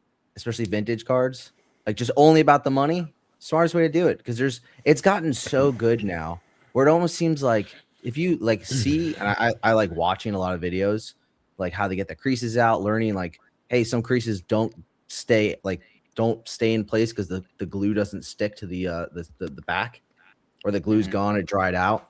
But sometimes if it's recent, they can fix it. Like a modern card, if it gets creased, you can fix that thing right up and you wouldn't even know. No one would know. So it's it's gotten so good where it's like, do you really care? Like it's still a 10. Like no one's gonna know. Now, I'm not saying do it, but like people have been doing it and been doing it before it's been mainstream. This has been going on before it's been mainstream. The guys that are like have a big following and who know what the heck they're doing, Kurt's Car Care, there's guys that probably are not even in the limelight. This has been going on for a long time. So like you never like there's that cloudiness that happens with certain PSAs with vintage cards because they had like the goop on to make it shiny, and then the slab gets cloudy on the inside after like a few years. It's been happening way longer. So when I had a Dark Ibex and Shug on, and we're kind of debating this. So let me ask you, Blab, since you recently been buying graded slabs, how would you feel if I gave you two 10s, right? One was altered, one wasn't, and it looked the exact same. Which one would you choose? Would it bother you? Would it matter to you? It's hard to say because like ignorance is bliss to some degree, but like. But I told you right up front. In a vacuum, I'd rather have the. I mean, frankly, even when Ruben said it, I was like, I'd almost rather have a 6 than like an altered 10. Maybe that's just me. Yeah. And at some point, like I think like getting like a fold out or something, like putting it in your freaking humidifier, like that's cool. I think once you start adding chemicals and shit to it, I think that's fraud. I think if you grade it and then sell it, I think that's fraud, personally. And I think a lot of that based on like my experience with like sneakers. Like if you like soul swap something and told someone it was original, like that's fraud. But if you take a toothbrush and clean up your sneaker, like that's all good. So it's a very fine line, and I think it will be defined in the courts soon enough. I'm not even kidding. Shit is a lot of money. When you got a lot of money, like you just need one pissed off rich dude to go to court. And he's like, I don't care how much it costs to go to court. Like this dude wronged me. And then you set a precedent, and then there you go. At the same exact time, I'll make a video about it and like talk shit, just whatever I'm feeling. At the same time, mind your business. If it doesn't affect, like I'm not buying multi-$1,000 vintage cards. Yeah. It doesn't really affect me. And I'm not going to make videos about it every day. Because, then you start accusing someone who didn't do it. And then like this Marsh guy, like you get into a place where it's like, if you just mind your own business, like you'll be straight. Yeah. The government out of the trading card world is a world you want. Yeah, I mean, the less regulation, the more money for all of us, right? I'm telling you guys right now, because the G word has been brought up, the GOV word has been brought up a few times, and I just want to keep it at that. That bro. You don't want that because it will end the party quickly. In every regard. I learned that with my beloved crypto. I'm still in it every day. I trade That's the where I markets learned it. Yeah, every day, bro. Still trade. I know it's Salami Friday, right? Yep, Salami Fridays, bro. You get the government involved, it's GG's, boys. Oh yeah, wrap it up. Wrap it up. We're done. Is anyone sliming out any SPCs this weekend? Nah. What do you mean by sliming out? Like sitting outside? Bob, you said you were gonna get your low balls ready. Oh yeah, for sure. That's the thing though. Like I'll say that for like almost comedic effect, and someone will be like, "Oh, like yeah, we hate low ballers," and I'm like, I don't think you understand what I'm saying. Like, I'm going to send you like a 20% below your asking price, and I'm probably going to buy multiple units. Have I been told to fuck off on Facebook? Maybe. But like, look, like you miss 100% of the shots you don't take. Like if you're Chet Holmgren, then you're only taking 4 shots. Like in Game 7, you're not going to win. So I'm not Chet Holmgren, and yeah, so like I'll take those shots, but also like I'm not being disrespectful. I've gotten offers for exactly. Shout out Wemby. I've gotten offers for like 50%. Like I had a whole bunch of ascended bundles, and I was like, I want some other shit, so I'm gonna sell these. I don't give a shit what anyone has to say about it. So I put it up there, and people are like, oh, like I'll take 2 for like the price I listed it at for 1. And it's like I don't even respond. Like you're just getting the insta block. I've never been insta blocked, I don't think, but like people are like, it's like a low ball or whatever, and it's like I don't know. I'm offering you 80% market value. Like I don't know. Like I don't think that's too bad. I really try to look for the people that already have it at like 80-85% market value, and then not pull them off of that. Blood in the streets. That's crazy work. Who knows? You know, like the posts are crazy. Like some of these posts are wild. I'm also like not willing to like go downtown and like into like I'll pay a few extra dollars to not be in like a shiesty situation. Like I'm not trying to have to be like gotta keep that thing on you. Yeah, I'm not trying to be like FTC. Like that's crazy. But I have definitely been like, yo, homie, like you want to like come with me to this meetup so I don't get like, you know. You got to nowadays. Yeah. Bro, I actually just got into the Facebook shit like a couple months ago, and it's brought my cost basis like 30% lower. Oh, it's crazy on there. It's the Wild West. But I mean, there's some people that you can find on there that are consistent. There's some cool people for sure. You find some good connects, some good vendors. Like just being on there for a few months, like, you know, this vendor, you know, really buys SIRs. This one buys IRs. This one wants sealed. These are the percentages they usually go for. So it is kind of like that now with selling. But with buying, like I try to cast the widest net, and like some of the shit people say is wild. Someone like almost needed me to go to a location, and it was like literally a bank that's down the street from me. And I was like, okay, like just let me know like when you're 5 minutes out, I'll pull up. And then eventually he got back. He was like, oh yeah, I'm just like messing with scalpers. You're like, you're lucky I didn't make you drive there like the last 5 people. And bro, I'll send you the screenshot after this. I was like, that's like some like bum type activity. And he was like, oh, well, like scalpers are like bums. And I'm like, bro, like you literally just spent time doing that. Like I'm selling the shit. I'm actually making a profit. Like I guess that makes me a bum. I guess that makes me a scalper. I don't know. Some people just hate scalpers, and it's like, if I buy a product and want to sell it tomorrow, I don't give a Frenchman I don't give a Frenchman what you have to say about it, like at all. I'll go buy an Obsidian Flames booster box at $400, even though that's crazy work to everybody on YouTube. Like it's so ridiculous. But some people get dumb angry, and I've been in some situations on Facebook Marketplace. You know, just dealing with goofy people, bro. Some of it's been amazing. Though honestly, the bigger the deal, the more normal the people are. The people that are like, I agree. Like I'll post a picture of like, even if I have 20 ascended bundles, I'm posting a picture of like 4 because I don't want people to know like what I have. And not that 20 is the tweakers be buying one bundle, bro, and they if someone make it asks like for one bundle, I'm like, make it so hard for you to sell that bundle. Be like, bro, like it's in between the hours of daylight and you know, when the sun peaks west, I got it. That's the time where I can meet you for the bundle, bro. It's the worst.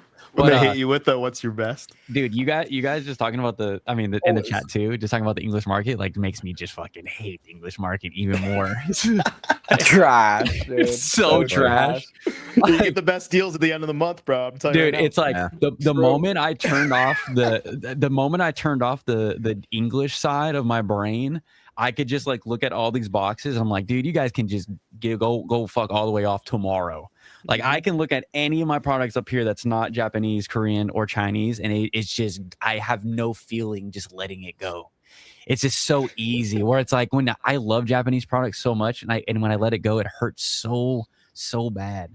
So it's just like I think I don't know if that's like a investment strategy or whatever, but like maybe buy stuff that you're investing in that you're gonna flip that you have no like connection with really, or like don't have any. It's gonna be pretty easy for you to let go. Like I hate ETBs, so like when I buy a PC ETBs, I'm just like, oh, it's no problem, you know. Henry, you're out here like buy shit you don't like for real. Yeah, buy shit you don't like. Yeah, there you go. Buy shit you don't like. Prismatic. I mean, look, Prismatic, exactly. Like my biggest single SKU is Prismatic SPCs. I don't want to open them. I don't even want to look at them. They're literally in brown boxes behind me, bro. Like I don't like. Case up. You know, so there's some truth to it. Like buy shit you don't like that other people like. I mean, yeah. So let's see. Did we miss any questions? Dolby Chat Holmgren. Okay. Yeah. We're talking about the government. Izzy, are you buying and how do we sell to you? Are you buying, Izzy? I buy a lot.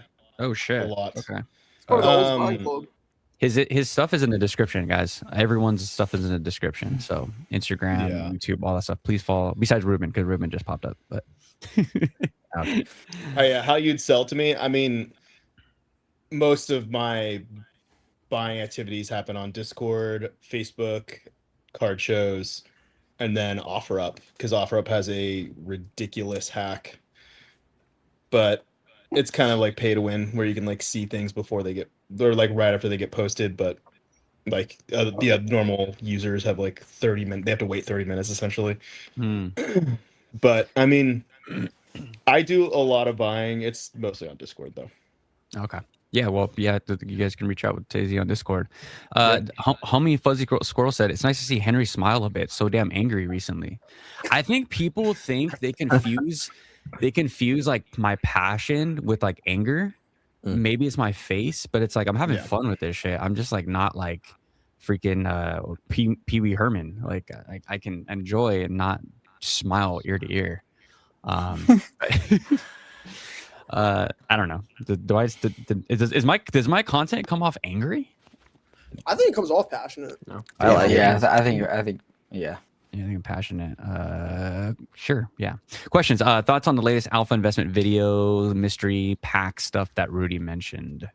Bro, I think there's just so much to unpack there, though. Bro, like, he totally exposed himself for not knowing anything about singles at all. But he doesn't have to. That's fair. That's totally fine. Have to. Like when he can't also be God if he doesn't know dick about singles. Like there was a really big Pokemon YouTuber that didn't know anything about singles that was on a podcast. Like I don't know anything about singles. I'm not saying you have to. I'm just saying like he was one of the biggest. Yeah, like exactly. But that's. I mean, he's got all the shit already. What does he care about so fucking singles? Yeah, What does he need to care about singles? He's got 1,000 cases of fucking booster boxes behind. The bigger you are, the more I don't want you to know about singles. Honestly, facts. How could you know? You know what I mean? Like, Shug. True. I can't wait to find out all about that at Gen 10. Oh, dude, yeah, it's gonna be freaking legendary. Well, it's freaking Shug and Eric gonna just be all cupcaked out. Shug's gonna make Eric hold his pocket the entire time. He's like, "Hey, you like Psyducks, little boy?" Hell yeah! Shout out to my dudes. Yeah, I don't know. Like, what were we talking about? I'm sorry. The Rudy video. Yeah, he doesn't have to. He doesn't have.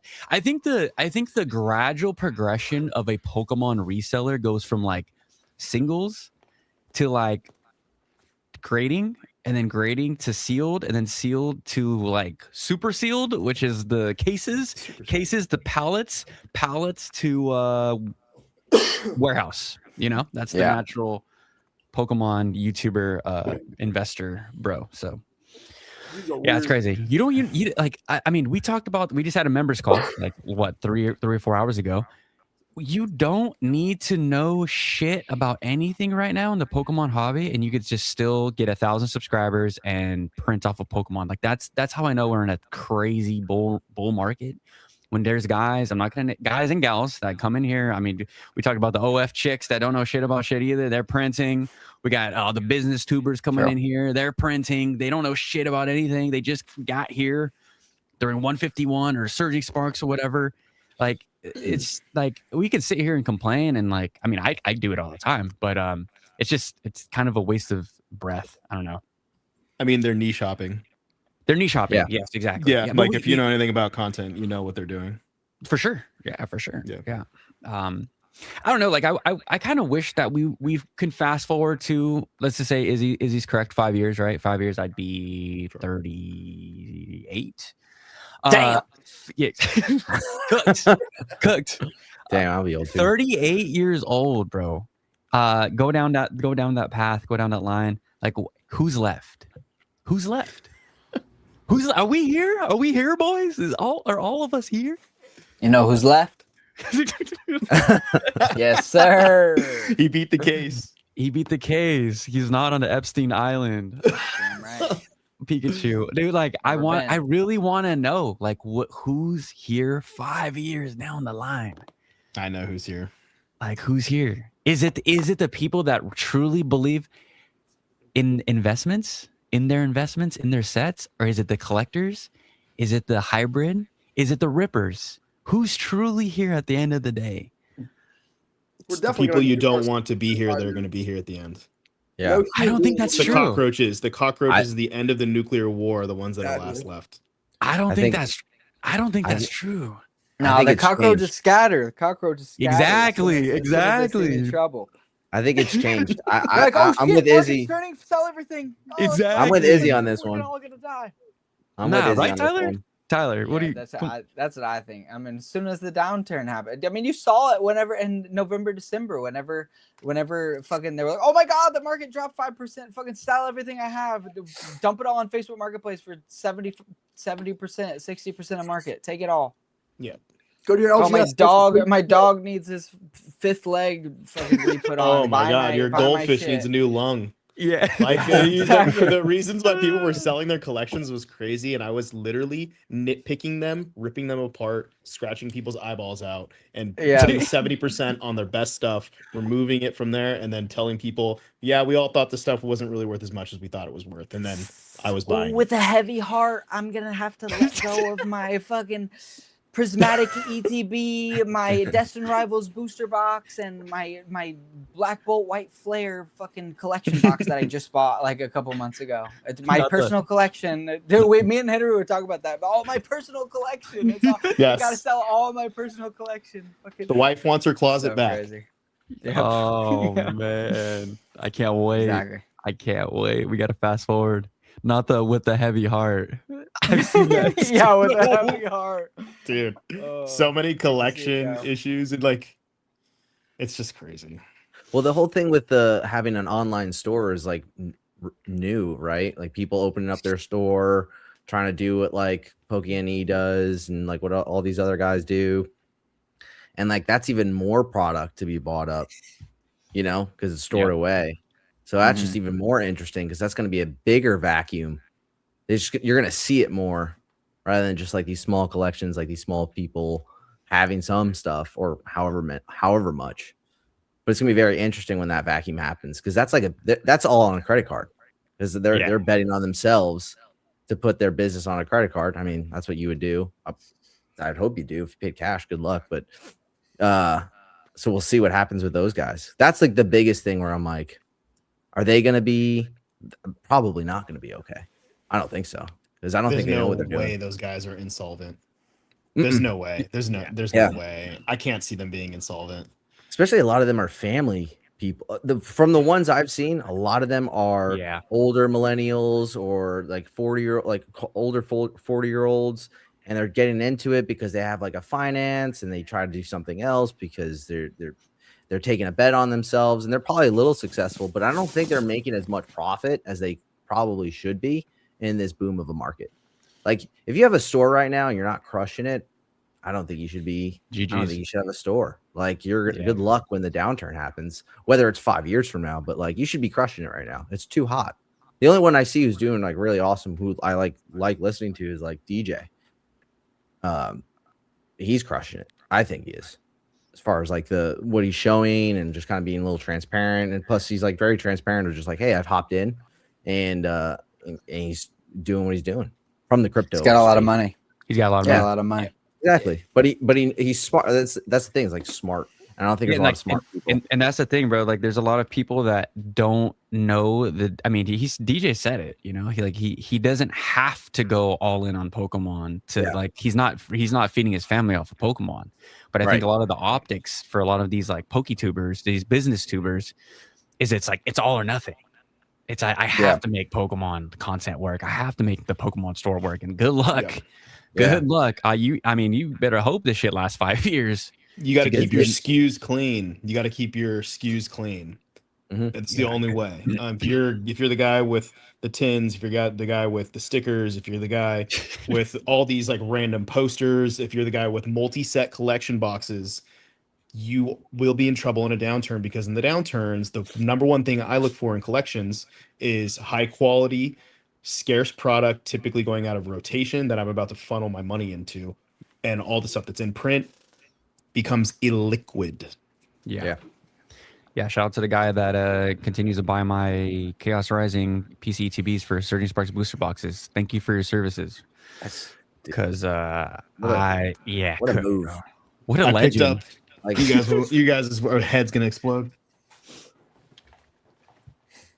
Got 2 of these today for 200. Oh my god, what a dub. Damn. Yeah. What a dub. People don't want them in my area. We needed to pay rent real quick at the end of the month. Yeah. Oh yeah. For sure. That's why a little earlier when we were on that call, I was like, hey, I got a bunch of deals I have to do. I got a bunch of buying to do today. Today and tomorrow are the big buy days. I don't know if you guys that's sauce or not, but the 31st. Yeah. All right. Yo, do people Yeah. buy half booster boxes?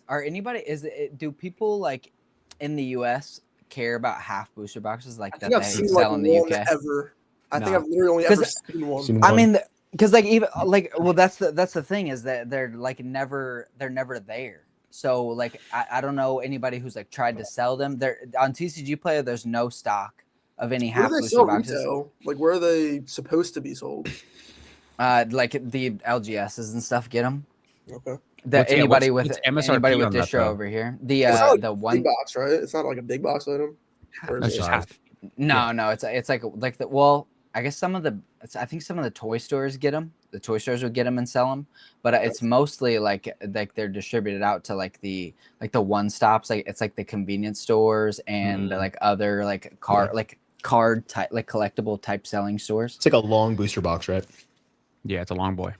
Wow. Yeah. I've seen it with Fusion Strike.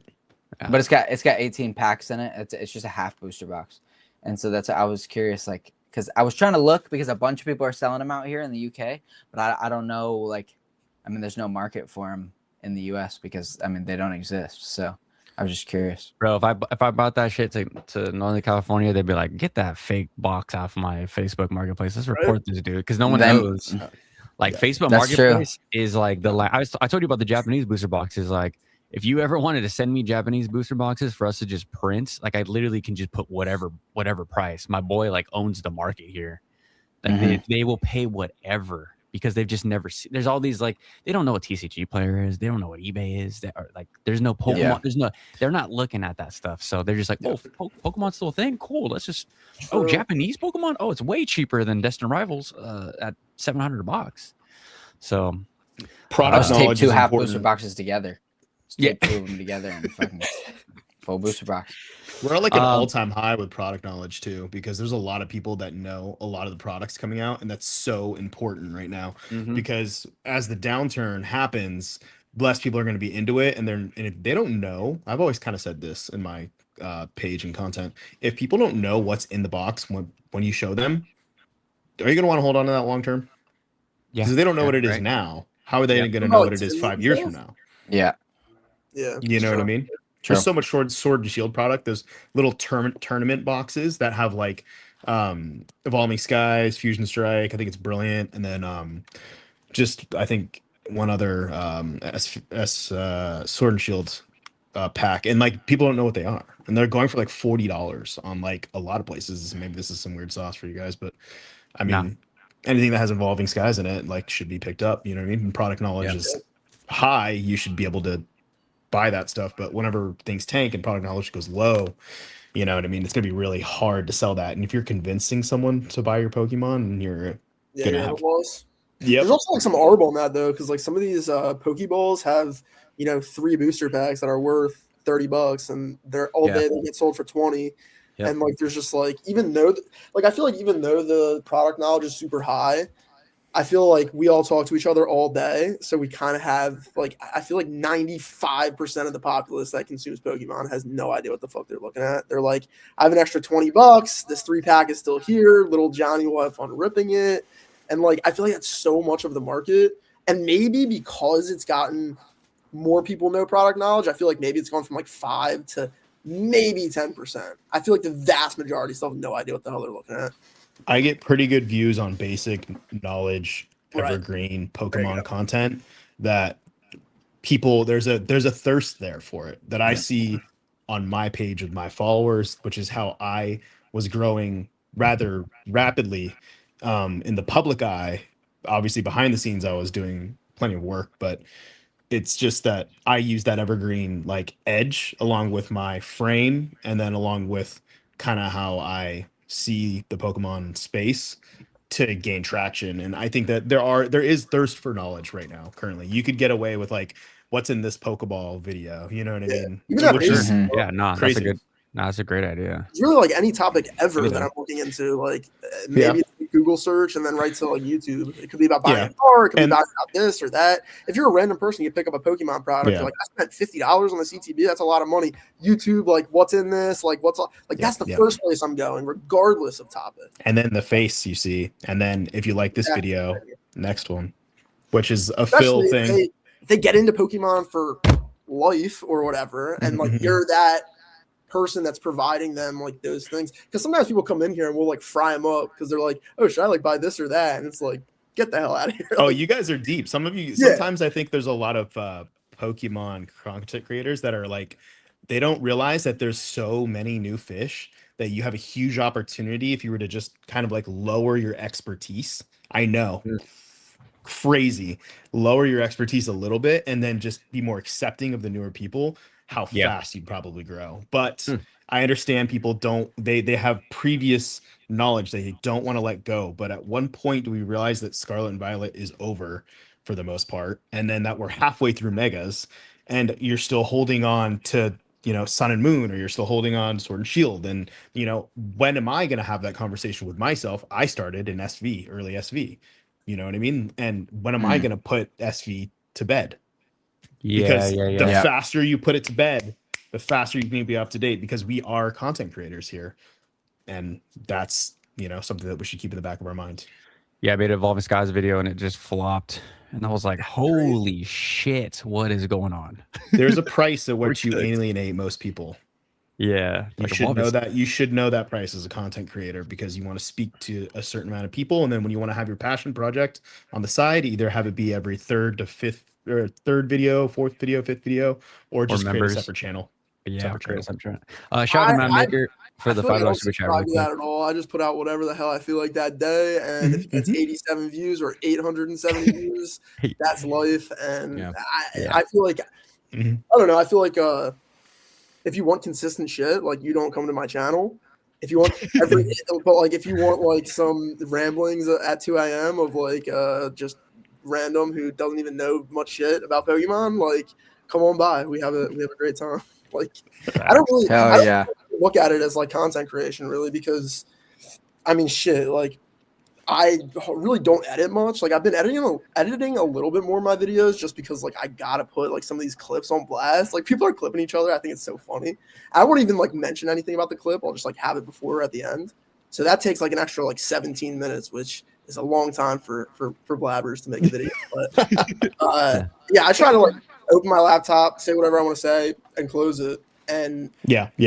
that's been fun. And it goes back to like who's going to be here in a couple years. And it's like, I don't know. Like, I think it's going to be really hard to make daily content and when we're in a bear market. And I think if you can make that daily content and still have fun with it, like that's going to kill. I think you really I say that to say like the people that'll still be here are the people that have fun and haven't financially cooked themselves and their family. Like those are the two groups. Yeah. Tell that to the two guys here that have the worst ADHD you've ever seen.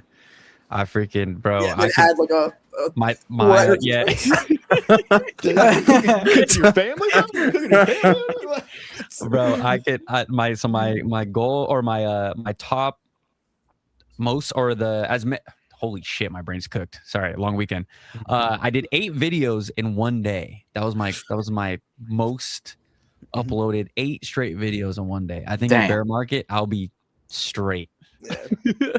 Like I can bro, here we go, Trubbish, right? And I could talk about Trubbish. I could talk about like it's just like getting prepared for those boring times, right? Like also, bro, getting involved in a community, like as like crazy as that like sounds as a bunch of grown men, like getting involved in a community will keep you there longer because there's weeks or months where I don't make a significant purchase or a significant sale. Mm-hmm. But I'm still in the Discords and talking shit on YouTube all the time because there is that give and take. Like as much as like you get from your community, like you give to your community, like you get that back in so many different ways. Yeah. All right, we're at an hour and 50 minutes. Let's get to the last question that I have for you guys. We have to talk about PSA. With the pause of all the bulk submissions on Tuesday.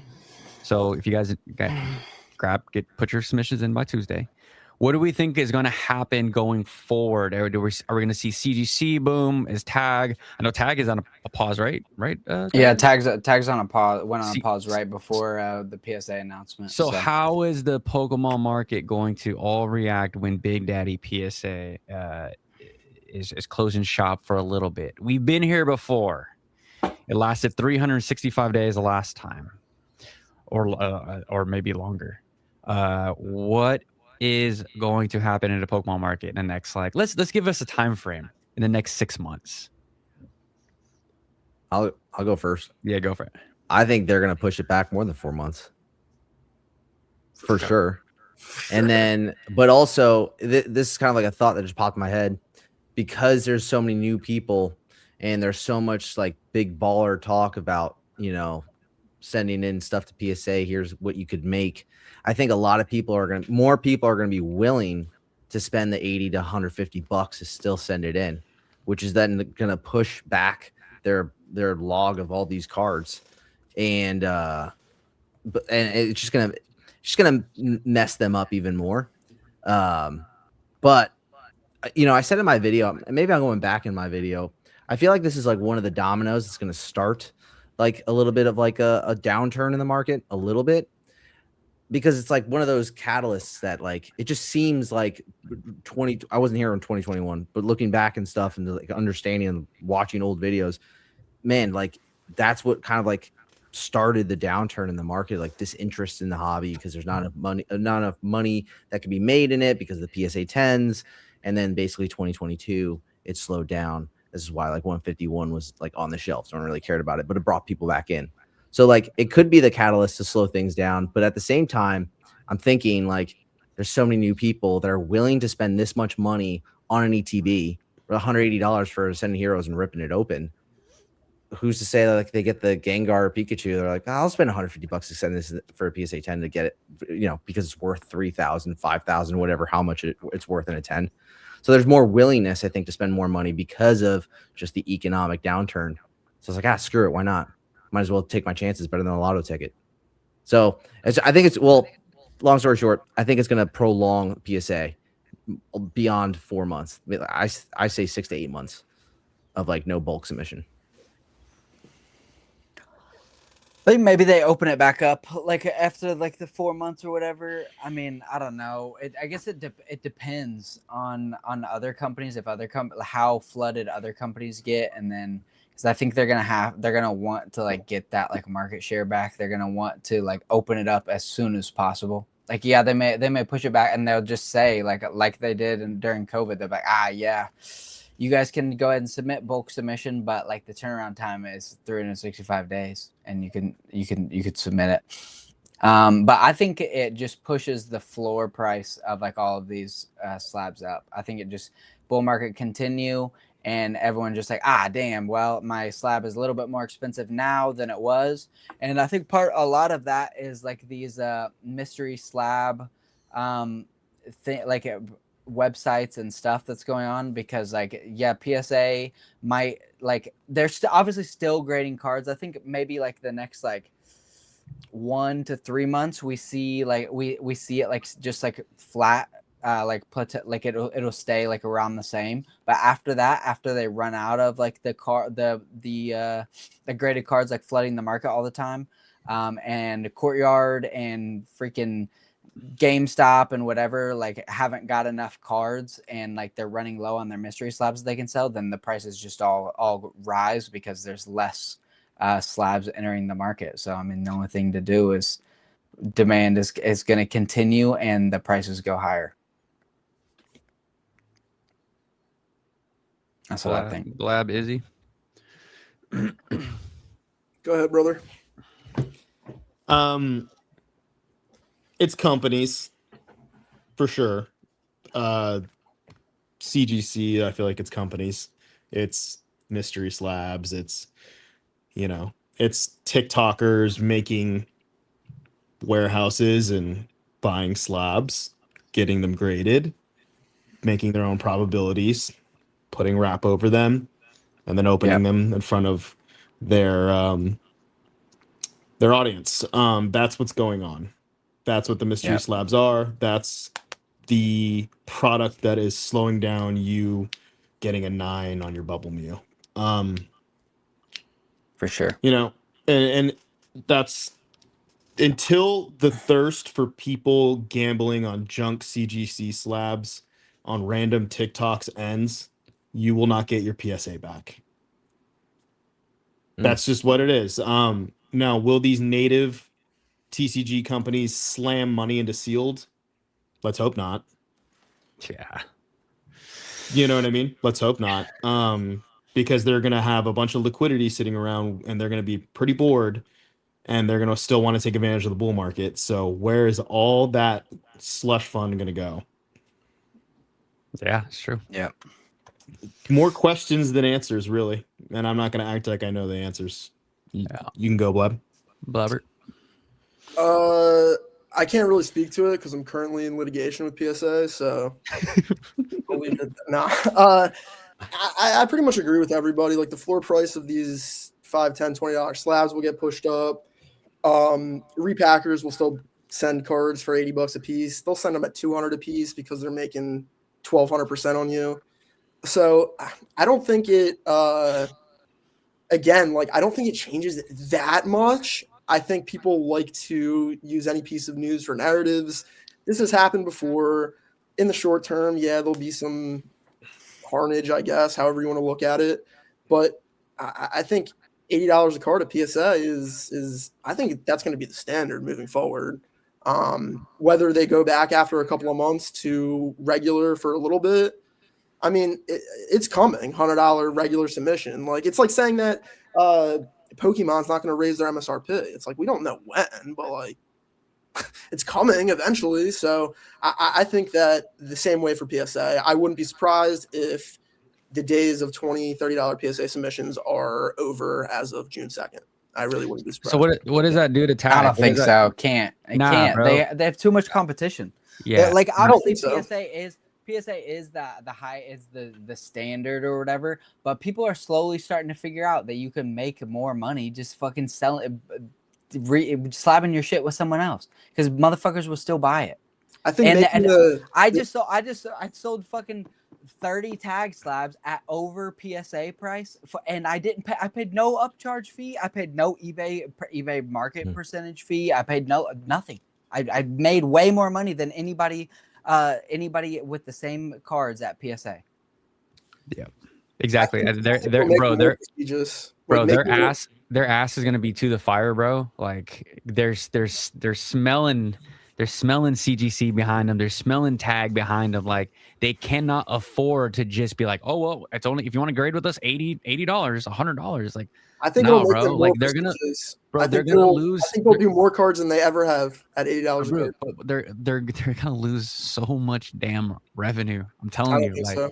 I don't one think Meaning hundred market, they're not going to lose revenue. They're going to lose market share. or your market is share. what Yeah. you're Market saying. share. Yeah. Exactly. I think that's possible, but I think it'll make them more prestigious. It'll make them even more the front runner for. And why would you want the card company that gives you a $20 slab on your $5,000 gold star? No, I want the company that apparently is worth $100 for the slab, just a piece of plastic. You I have think to. that's where it's going. Like if you have shitty cards, you'll send them to a lower end company because it'll be cheaper. If you have a really nice card and you like tag, you'll send it to tag. I think them increasing their prices will bring up revenue, will make the company do even better. And I think that the only thing that could stop them is monopoly laws. Like They're not accepting less cards. They're raising their price. That's what's going on. Exactly. I don't even think they're They're not accepting less cards. They're just raising their price. We'll see. I mean, someone's going to be right, someone's going to be wrong, and we're all just It's speculating. the same reason why Pokemon is going to $10 a pack. Like you could resist it now, but should Pokemon have been at $5 a pack with what you can get in the pack? Like same thing. He said packs were $10 in 1999. Some stores. I know. It's like Pokemon's the only one that's allowed to be to be able to fight inflation. It's crazy, but It is wild. that's how people think. And now we're in 2026, and it's going to be $80 grades, and it's going to be $10 a pack. I would not be surprised. But I also think that what Ruben said about, I don't know exactly how, but this is like a weird omen for like the start of maybe some sort of come down or something. It just feels weird. Like we know the last time that it happened, it was sort of towards the end of a bull run. So maybe that kind of happens, but I don't know. There's a lot of shit coming. I mean, just with the China expansion, there's just so much that's going to happen in the next year with the new shit coming online, the new facilities, so much that's going to happen. If you're smart and you've been here for quite some time, you're going to adjust. I am going to be grading ultra modern with tag, and I will be flipping those. Like Tyler has gave the game plan for me multiple times in the members chat. Like you're not getting upcharged. Ultra modern sells really easy, and a lot of people believe in tag. It really starts to feel like the CDC grades a shit ton of crap cards because they're partners with whatnot, but it really feels like tag is going to be the number 2 in the Pokemon space, and like I'm going to bet on tag, baby, tag. Just you know why tag's so much cheaper? Because they haven't authenticated any of Tyler's cards ever. That's true. Ruben, you look like you had something to say. No, I was gonna say something. Oh, I was just gonna say that before that, like this is affecting like the sports market as well. Yeah, bro. So like we're forgetting about that. Like we're so like we're not, but like sports are being affected. Yeah, and and sports is booming. And right now you have the New York Knicks and Spurs. Like that's huge. Like I'm New York born and raised, Story of Queens. So like I'm hyped that the Knicks are in. I don't watch basketball at all, but like that's a huge market that's being affected. And now like it's the PSA is not was never meant for not never meant, but like wasn't for professional Pokemon sports authenticators. Exactly. That's what I'm saying. So it's Pokemon has deeply impacted another trading card not game, but trading cards for sports specifically. And that's massive. So they need to for I guess like for their own sake, they need to do that, or else someone might swoop in too. So there's other market share that they're losing, so that they need to be aware of. Not just Pokemon. I don't even think they care that much about Pokemon because Pokemon's always going to be around. But for sports, that's their bread and butter. That's really what brings in the value because they're the most volatile things. Sports cards are just like absolutely ridiculous. They're super volatile. One seat, like someone tears their ACL, it's like someone like drops their. Well, bro, like right now, like for all the sports guys and gals here, like you're gonna open these boxes, you're gonna bet on these rookies for what? for your bulk submission to come back next year?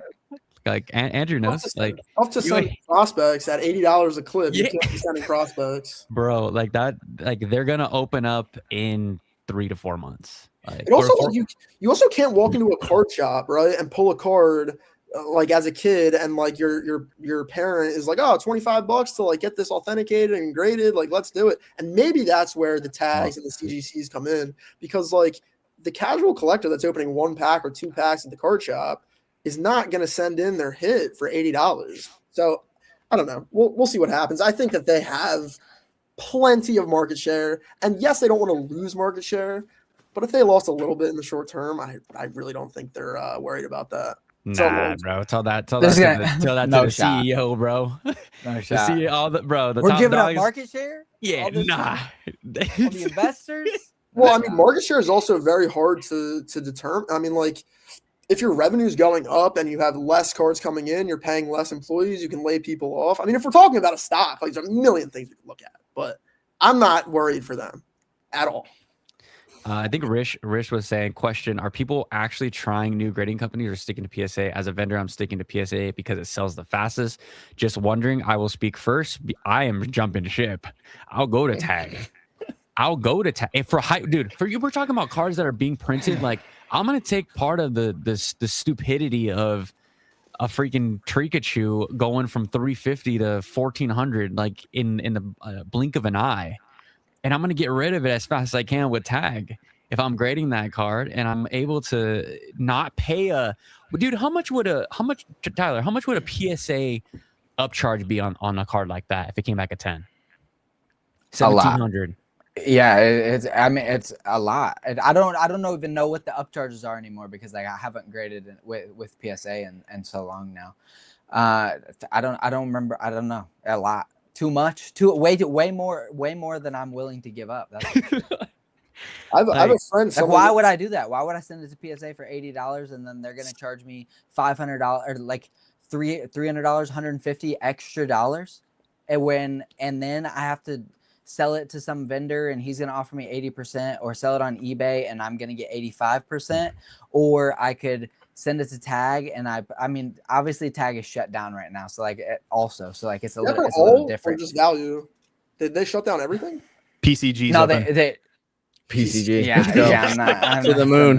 I'm tapped in. Yeah, and yeah, the express tier, they just shut down the bulk submission tier and the standard, and then they just recently, like right before PSA announced, they shut down the express tier. So now the only thing that's open is like I don't know what it even is, like the Ultra Express. Yeah. It's where it's like $120 per card, which is fucking expensive. So hopefully they can. I'm hoping that their plan is to like get their shit set up and upgraded like as expeditiously as possible, so that way they can take advantage of this market where like PSA is not there, and then they open their tiers back up for $22 and $30 and $40, and then like just rake it in. Henry, Where does all this? June 3rd. Like, sorry to interrupt, guys. I gotta bounce. Family's calling. Oh no, you're good, bro. But I'll see you Nice guys. to meet you. See everyone. Later, See you guys. What were you saying, Andrew? where like June 3rd, you get gifted a chase card. It's going to tag. It's going to tag. I'm Tag holding it. at $250 a submission. Like I'm I'm holding saying, it. June No. 3rd. I'm holding out, bro. I'm holding out. I know a lot of the boys in the Discord, like we're stacking our cards. The moment tag becomes available, they're going all in. Like I'm gonna take my bets on and we're talking about hyper modern shit that's like being printed right now. I will say everyone that looks at tag is like it's a great looking slab. It's a great looking slab. It gets very good reviews that way, but you could do the Tyler does the print, the what are those called? The Damn, extended I just arts. missed all that was just said because my headset shut off or whatever. No, I was saying he said who Ruben am I left grading and with? it fucked my headset. He said who am I grading with June 3rd, and I said I'm gonna hold my cards until I can grade with tag.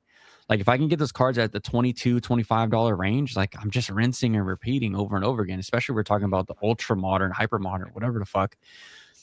Like I'm not. There's no reason for me to sit out. Like my beloved PSA is not taking my bulk submission, so I'm just sitting this one out. It's like no, dude. Like I don't know how long this bull market is gonna continue on. I don't know this grading boom, all these digital rips. Like I need to take advantage of that shit. Like, like I'm, Henry's digital rips. Yeah, I'd be down. That's that dude. what I heard. I'd be down. It'd be a whole lot of know a Chinese guy. cards and Korean cards. Yeah, Henry on NN, just like going back and forth on digital rips. Let's go. Oh my god! You know, sometimes I think you just got to take advantage. He didn't want to be on the channel, so. Oh yeah. I don't think we're getting this. Bro, I don't think he wants to be on like anybody's channel. It's like he does very, very seldomly does a collaboration. I think he got burned by Plumber, and now he's just all sad. So. I know. I never saw that. I'm not tapped in like that. How much is CGC grading bulk? Too much. Way too much. Way too much. Yeah. I don't know. It's too much.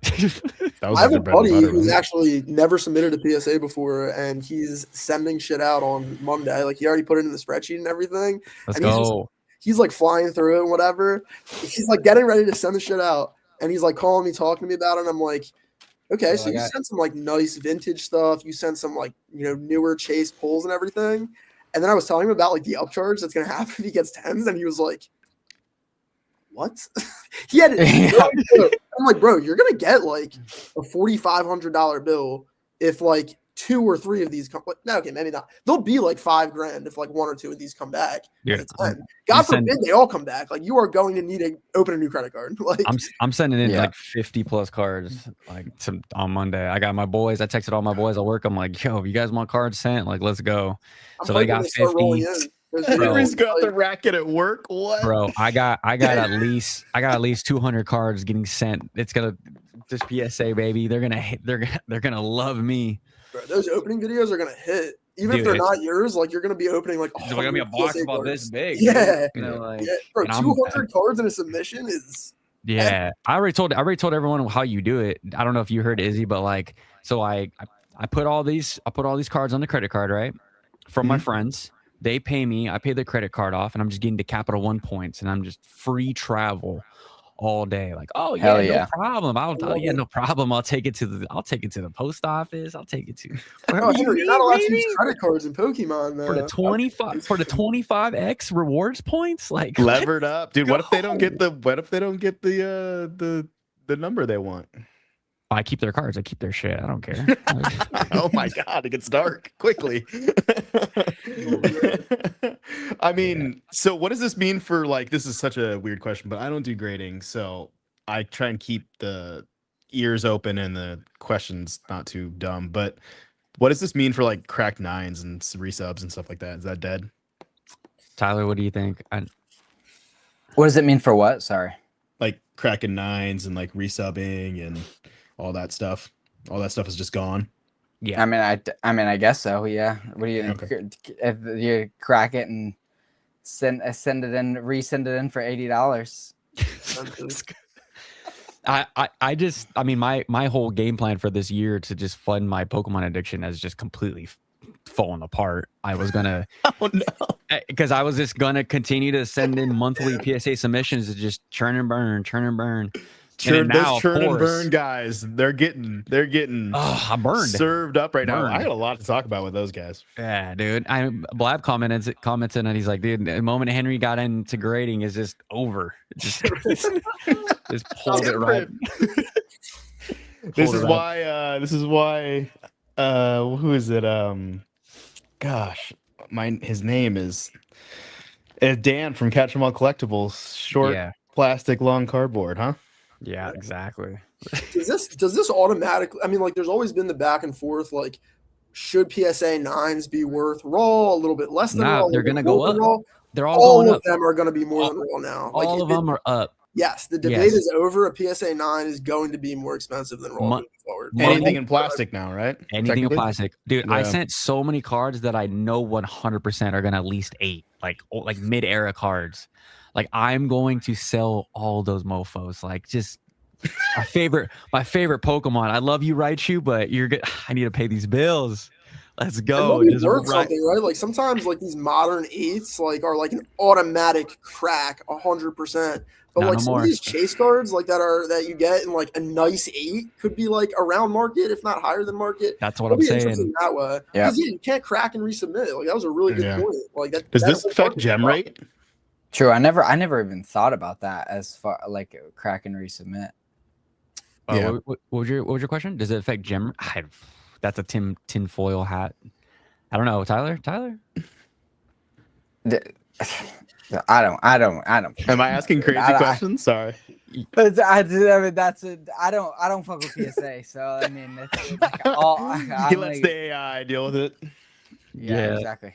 Exactly, as it should be. Fuck I don't want humans, Jim. I don't want to know if Jim got if he got what he had coming to him in the morning. If his wife helped him out with my submissions, like I don't know. I don't want to worry about that.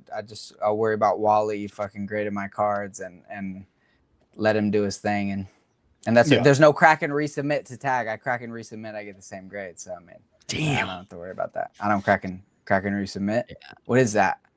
Some garbage shit. The fact that that's even vernacular just shows how stupid the grading process is. Like everyone knows what you're saying. Like crack and resub. It's like that's just a known thing. We know how dumb the world is, but like we still have to play the game, right? Oh yeah.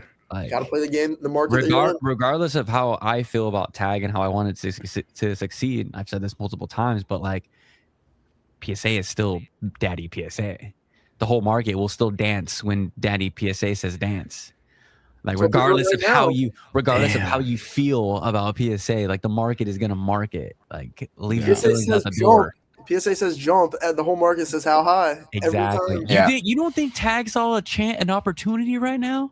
With PSA being, they are working the 12-hour shift just got bumped to the 24-hour shift. They better be. They better be. Oh god. They better be. Tag might be like the worst thing that's happened to watch this. Like the opportunity cost for tag right now is wild. Like this is ECG's coming in. I'm hoping they can just like they need to be working 24/7, 25 hours a day, fucking like a cranking to get the shit up and running. Because they're losing this opportunity. Like PSA announces that that people are a lot of people are already on the verge of like so with all these like PSA scandals and like bullshit going on. Yes, PSA is always daddy PSA, but with all the shit, this is like the best opportunity for like people are thinking about jumping ship and wanting to go to tag, and then tag shuts down their grading tiers. Like that shit pisses me the fuck off. But there's a hole in the Death Star. Yep. So that's literally how the Terminator is going to start. They're going to be like tag AI 24/7, and the AI is going to get pissed, and that's how the whole world's going to end. This shit, yeah. Like I think PSA uses a bit of AI, a bit of technology. I mean, they've said it before in multiple interviews and stuff, but like I don't know. Like does what happens to tag, Tyler, if PSA completely says, "Oh, we're AI too." What does that do to the market? So, I don't like tag for AI. Fuck tag. Like, I don't think it does. I don't think it does. AI. I am AI now. It does a whole lot just because of the look of the slab. I mean, the look of the slab is that's most of the reason I grade with them. The look of the slab is the best looking slab on the market. It looks good. I don't grade cards, but it looks good. Yeah. So that's part of the reason. That's part of the reason that I grade with tag is like, I know that whenever the market does eventually downturn, like tag is not going to be as liquid as like right now. I can make a killing. I'll make more money. Me selling my tag slabs, I'll make more money than anyone selling PSA of the PSA equivalent. But I know when the downturn does happen, like it's not going to be as liquid as it is right now, but I'm all right with that because I mean, worst case, oh no, I have to look at this cool slab in my house. Like I'm fucking worst case. I don't give a fuck. I'll just look at the cards. That's why I don't do sealed boxes. I'm not a big market guy.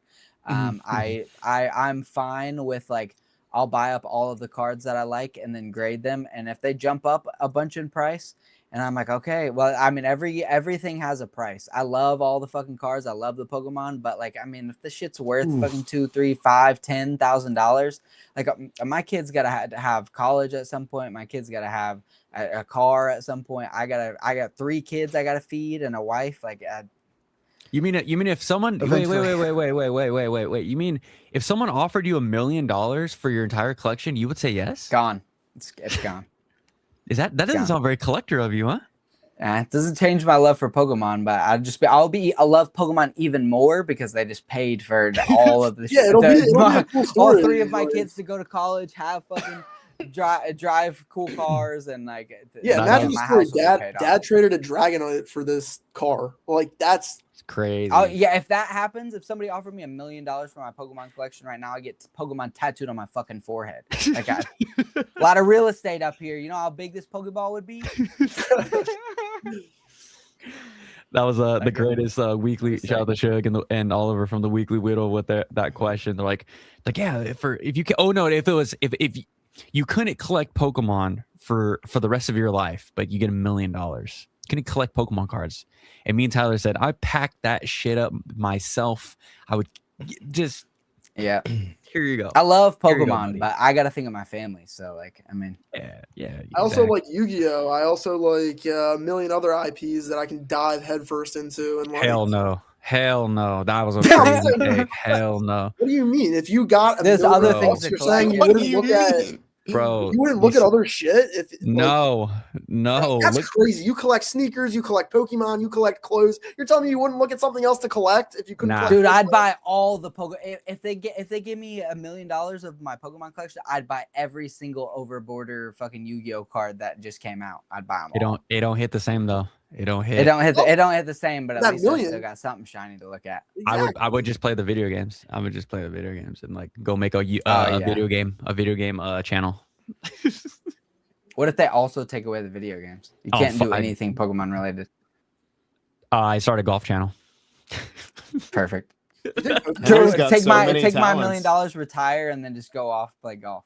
Yeah, I would do crypto channel and then I would go golfing and just that'd be it. Crypto channel.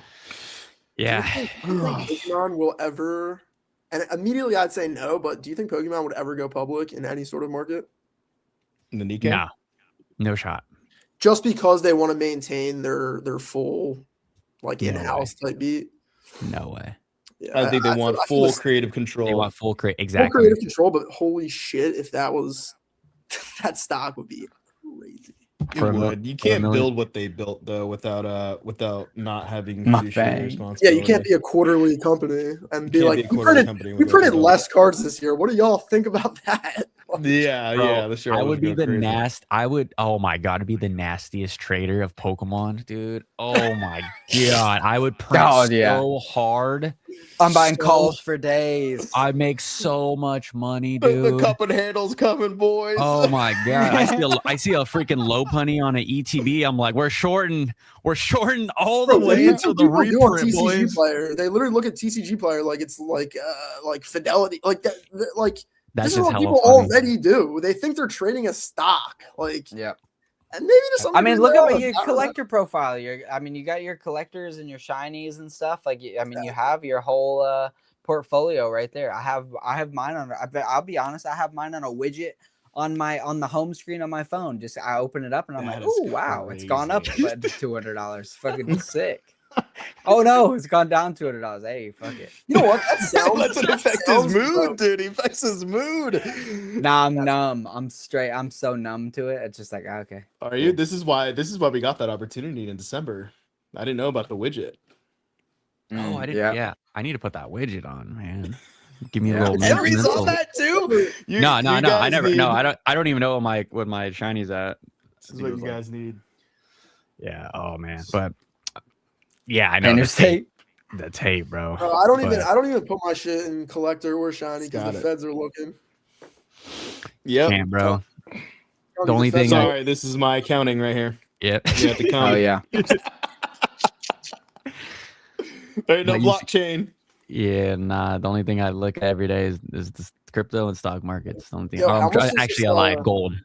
How much does this Gold. new bubble me go for at Ryan's Card House? How much is it going to sell for? Is it live right now? It's live right now. It's already at like 200K. That's cooked, bro. For the There's a- black label? Yeah. I think it's going to go for more. Full market forever, bro. It's a bottom it's a bottom signal. Yeah, We are I- at the bottom. I wouldn't be surprised if this is the bear market. True. I'd be surprised. Would you? Would you Yes. really be surprised if this is the bear market? If 100%. 30th anniversary just brings in another couple mil, I just mean, a couple mil. We're talking. could I there be mean, another- we're talking $10 packs. Why? I mean, could there be another leg up? Sure, but like, I mean, $300 booster boxes day of is how can that not be a bull market? Of course, it's a bull market. It was $90 like 2 years ago. hey man, I thought that was the case in the last crypto bull run. Not this last one just ended, but the one before that. I was like, can't go any higher. Fuck 2x I mean, my look, portfolio. I'll admit I'm a young bull, right? So like, I don't know, like, sure. I hope it goes up. Like, pump my bags for sure, but I've never seen something like this. So it's hard for me to believe that it can, double, triple, quadruple again. No, I don't think that's the case. I think that out the gate we get the sell out, and then it Out of the slowly gate. creeps to $10 a pack. What do you mean? And out of the then- gate? Oh, like on a release day, you're saying? Well, yeah, because I mean, we can get spicy if anyone's watching at 2 hours and 20 minutes. It's spicy. The reason why Ascended Heroes went to $200 or is going to get there quickly is because botters are smarter now, and they're liquid. That's what it is. So they are getting So smarter. They're learning Pokemon, which is not going to be beneficial to collectors because they are doing less flipping now. Just get They're out doing of more Eng- holding. If anyone, 66 people watching right now, just get out of English. Just get out. Nah. Just get out. You don't have to read the cards. 66 of you guys don't even play the game. Just get out. Just True. get out. Is that the If number? you find them in the 66%? wild, buy them and then just sell them. Just buy. Literally just buys. Oh my gosh! Like, what are we doing? We're talking about a regular ETB going for $200, and they're selling. To Like, 180 right now. We're stuck at a high. What are we Bro, doing? Crazy. I'm gonna trade my Chaos Rising PC ETB for a regular Ascended Heroes ETB. Like, what are we doing? Bull run forever. Bull run forever. 2 to I'd much 5. rather put that $180 into 2 or 3 Japanese booster boxes, and they take up less room and will probably go up even more. It's kind of crazy. There's a couple of like stocks that I look at. Look how like, sexy this looks. The watch how list, and I sexy. always have to ask if I Sexy. want Pokemon or that. Like if I'm investing in something, like some of these companies, I'm like, I think this company will go up faster than these shitty ETBs. Like, 90 days for 100% is pretty crazy. I mean, if you were a normal kid that just held on and bought it at Target, like that's a crazy return. And I mean, I don't know how you don't start doing that instead of working at your job. You know what I mean? Eventually that's where those kids are like, I'm going to skip school and go tap on vending machines all day. You know what I mean? And Cooked. I skipped school to come out of Foot Locker. Henry hasn't been For able to what? hit his vending machine in months. I don't even look at that shit. I got my vending machine. I got a Stellar Crown pack, and that was it. I swear to God, that's the only thing I ever got. Yikes. Stellar Crown pack, single pack. Like, they're cooked here in California, bro. There's literally people that just put a chair in front of it all day, and they just sit there all day. There's no chance. There's literally no chance. Like, I'm like, oh, there's a Safeway over here. Like, I've never been to this one. I'm new part of town, new skate park or something, and I go there, and there's 3-4 dudes just chilling in a chair. Like, what are we doing? That's down bad. Like, what are we? But it's just like it's all over California. Like, that's just what it is. It's That's some Cali crazy. shit. But No, actually, it's everywhere. Yeah. It's everywhere. It's everywhere. I mean, these large cities is where they're getting most of the Pokemon. There's so many vending machines. Like most It's a large bloodbath, cities bro. they have like Florida has like tons of vending machines. And if you look at the product that they're getting weekly, it's cases and cases and cases and cases and cases. And like we're just not getting that much from retailers anymore. Target doesn't have it, especially online drops. You've noticed like last year there was online drops with Target like 3 times a week. Now it's like every 2 weeks. You know those Maybe. vending machines that are like not Pokemon vending machines at like malls and airports and shit? So I don't want to say too much, but I like know someone that's like in that sort of business. And Yeah. I was like going through with them because I was like, shit, dude, I gotta fucking buy a vending machine. I mean, I live like right by King of Prussia Mall, which is not doxing me really. It's the metropolitan area of Philadelphia. But it's the second biggest mall in the country. So they have probably like 20 of these off-brand like Pokemon machines, and people are buying packs for $20 a pack, like crazy. So I don't know. I might have to tap in a little bit more, but like he was like, yeah, the margins are actually absurd. And if you have like any sort of liquidity to buy, $20,000 worth of vending machines, like you can take over a city with Pokemon in like a week. And I was like, bro, like until insurance companies don't cover you because you know how many of those things are just that's gonna true. get picked It's up. in a, and it's put got to the be in a back of mall. pickup truck. Yeah. It's got to be in like an indoor public, and also like depending on like the contract with the store, sometimes the store's responsible to keep it safe, which is interesting. But who knows?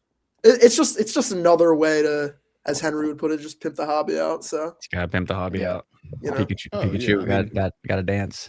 vending machine, you don't Hell even have yeah. to be there. You know what I mean? Like you're just paying the rent space and probably a bro, little this bit of kid, like insurance. literally a kid, he's younger than me, and I've been to his place and just like I don't want. Never mind. Never mind. Anyway, but yeah, he's like crazy, and it's like not illegal, and like he pays taxes. No. When you deal with vending machines and shit, you have so much cash on you. You think like these vendors with like 10, 20, 30, 40K, it's like some of these dudes drive around a city with like fucking plates in their shirts, and they're just regular people because like you never know. I don't know.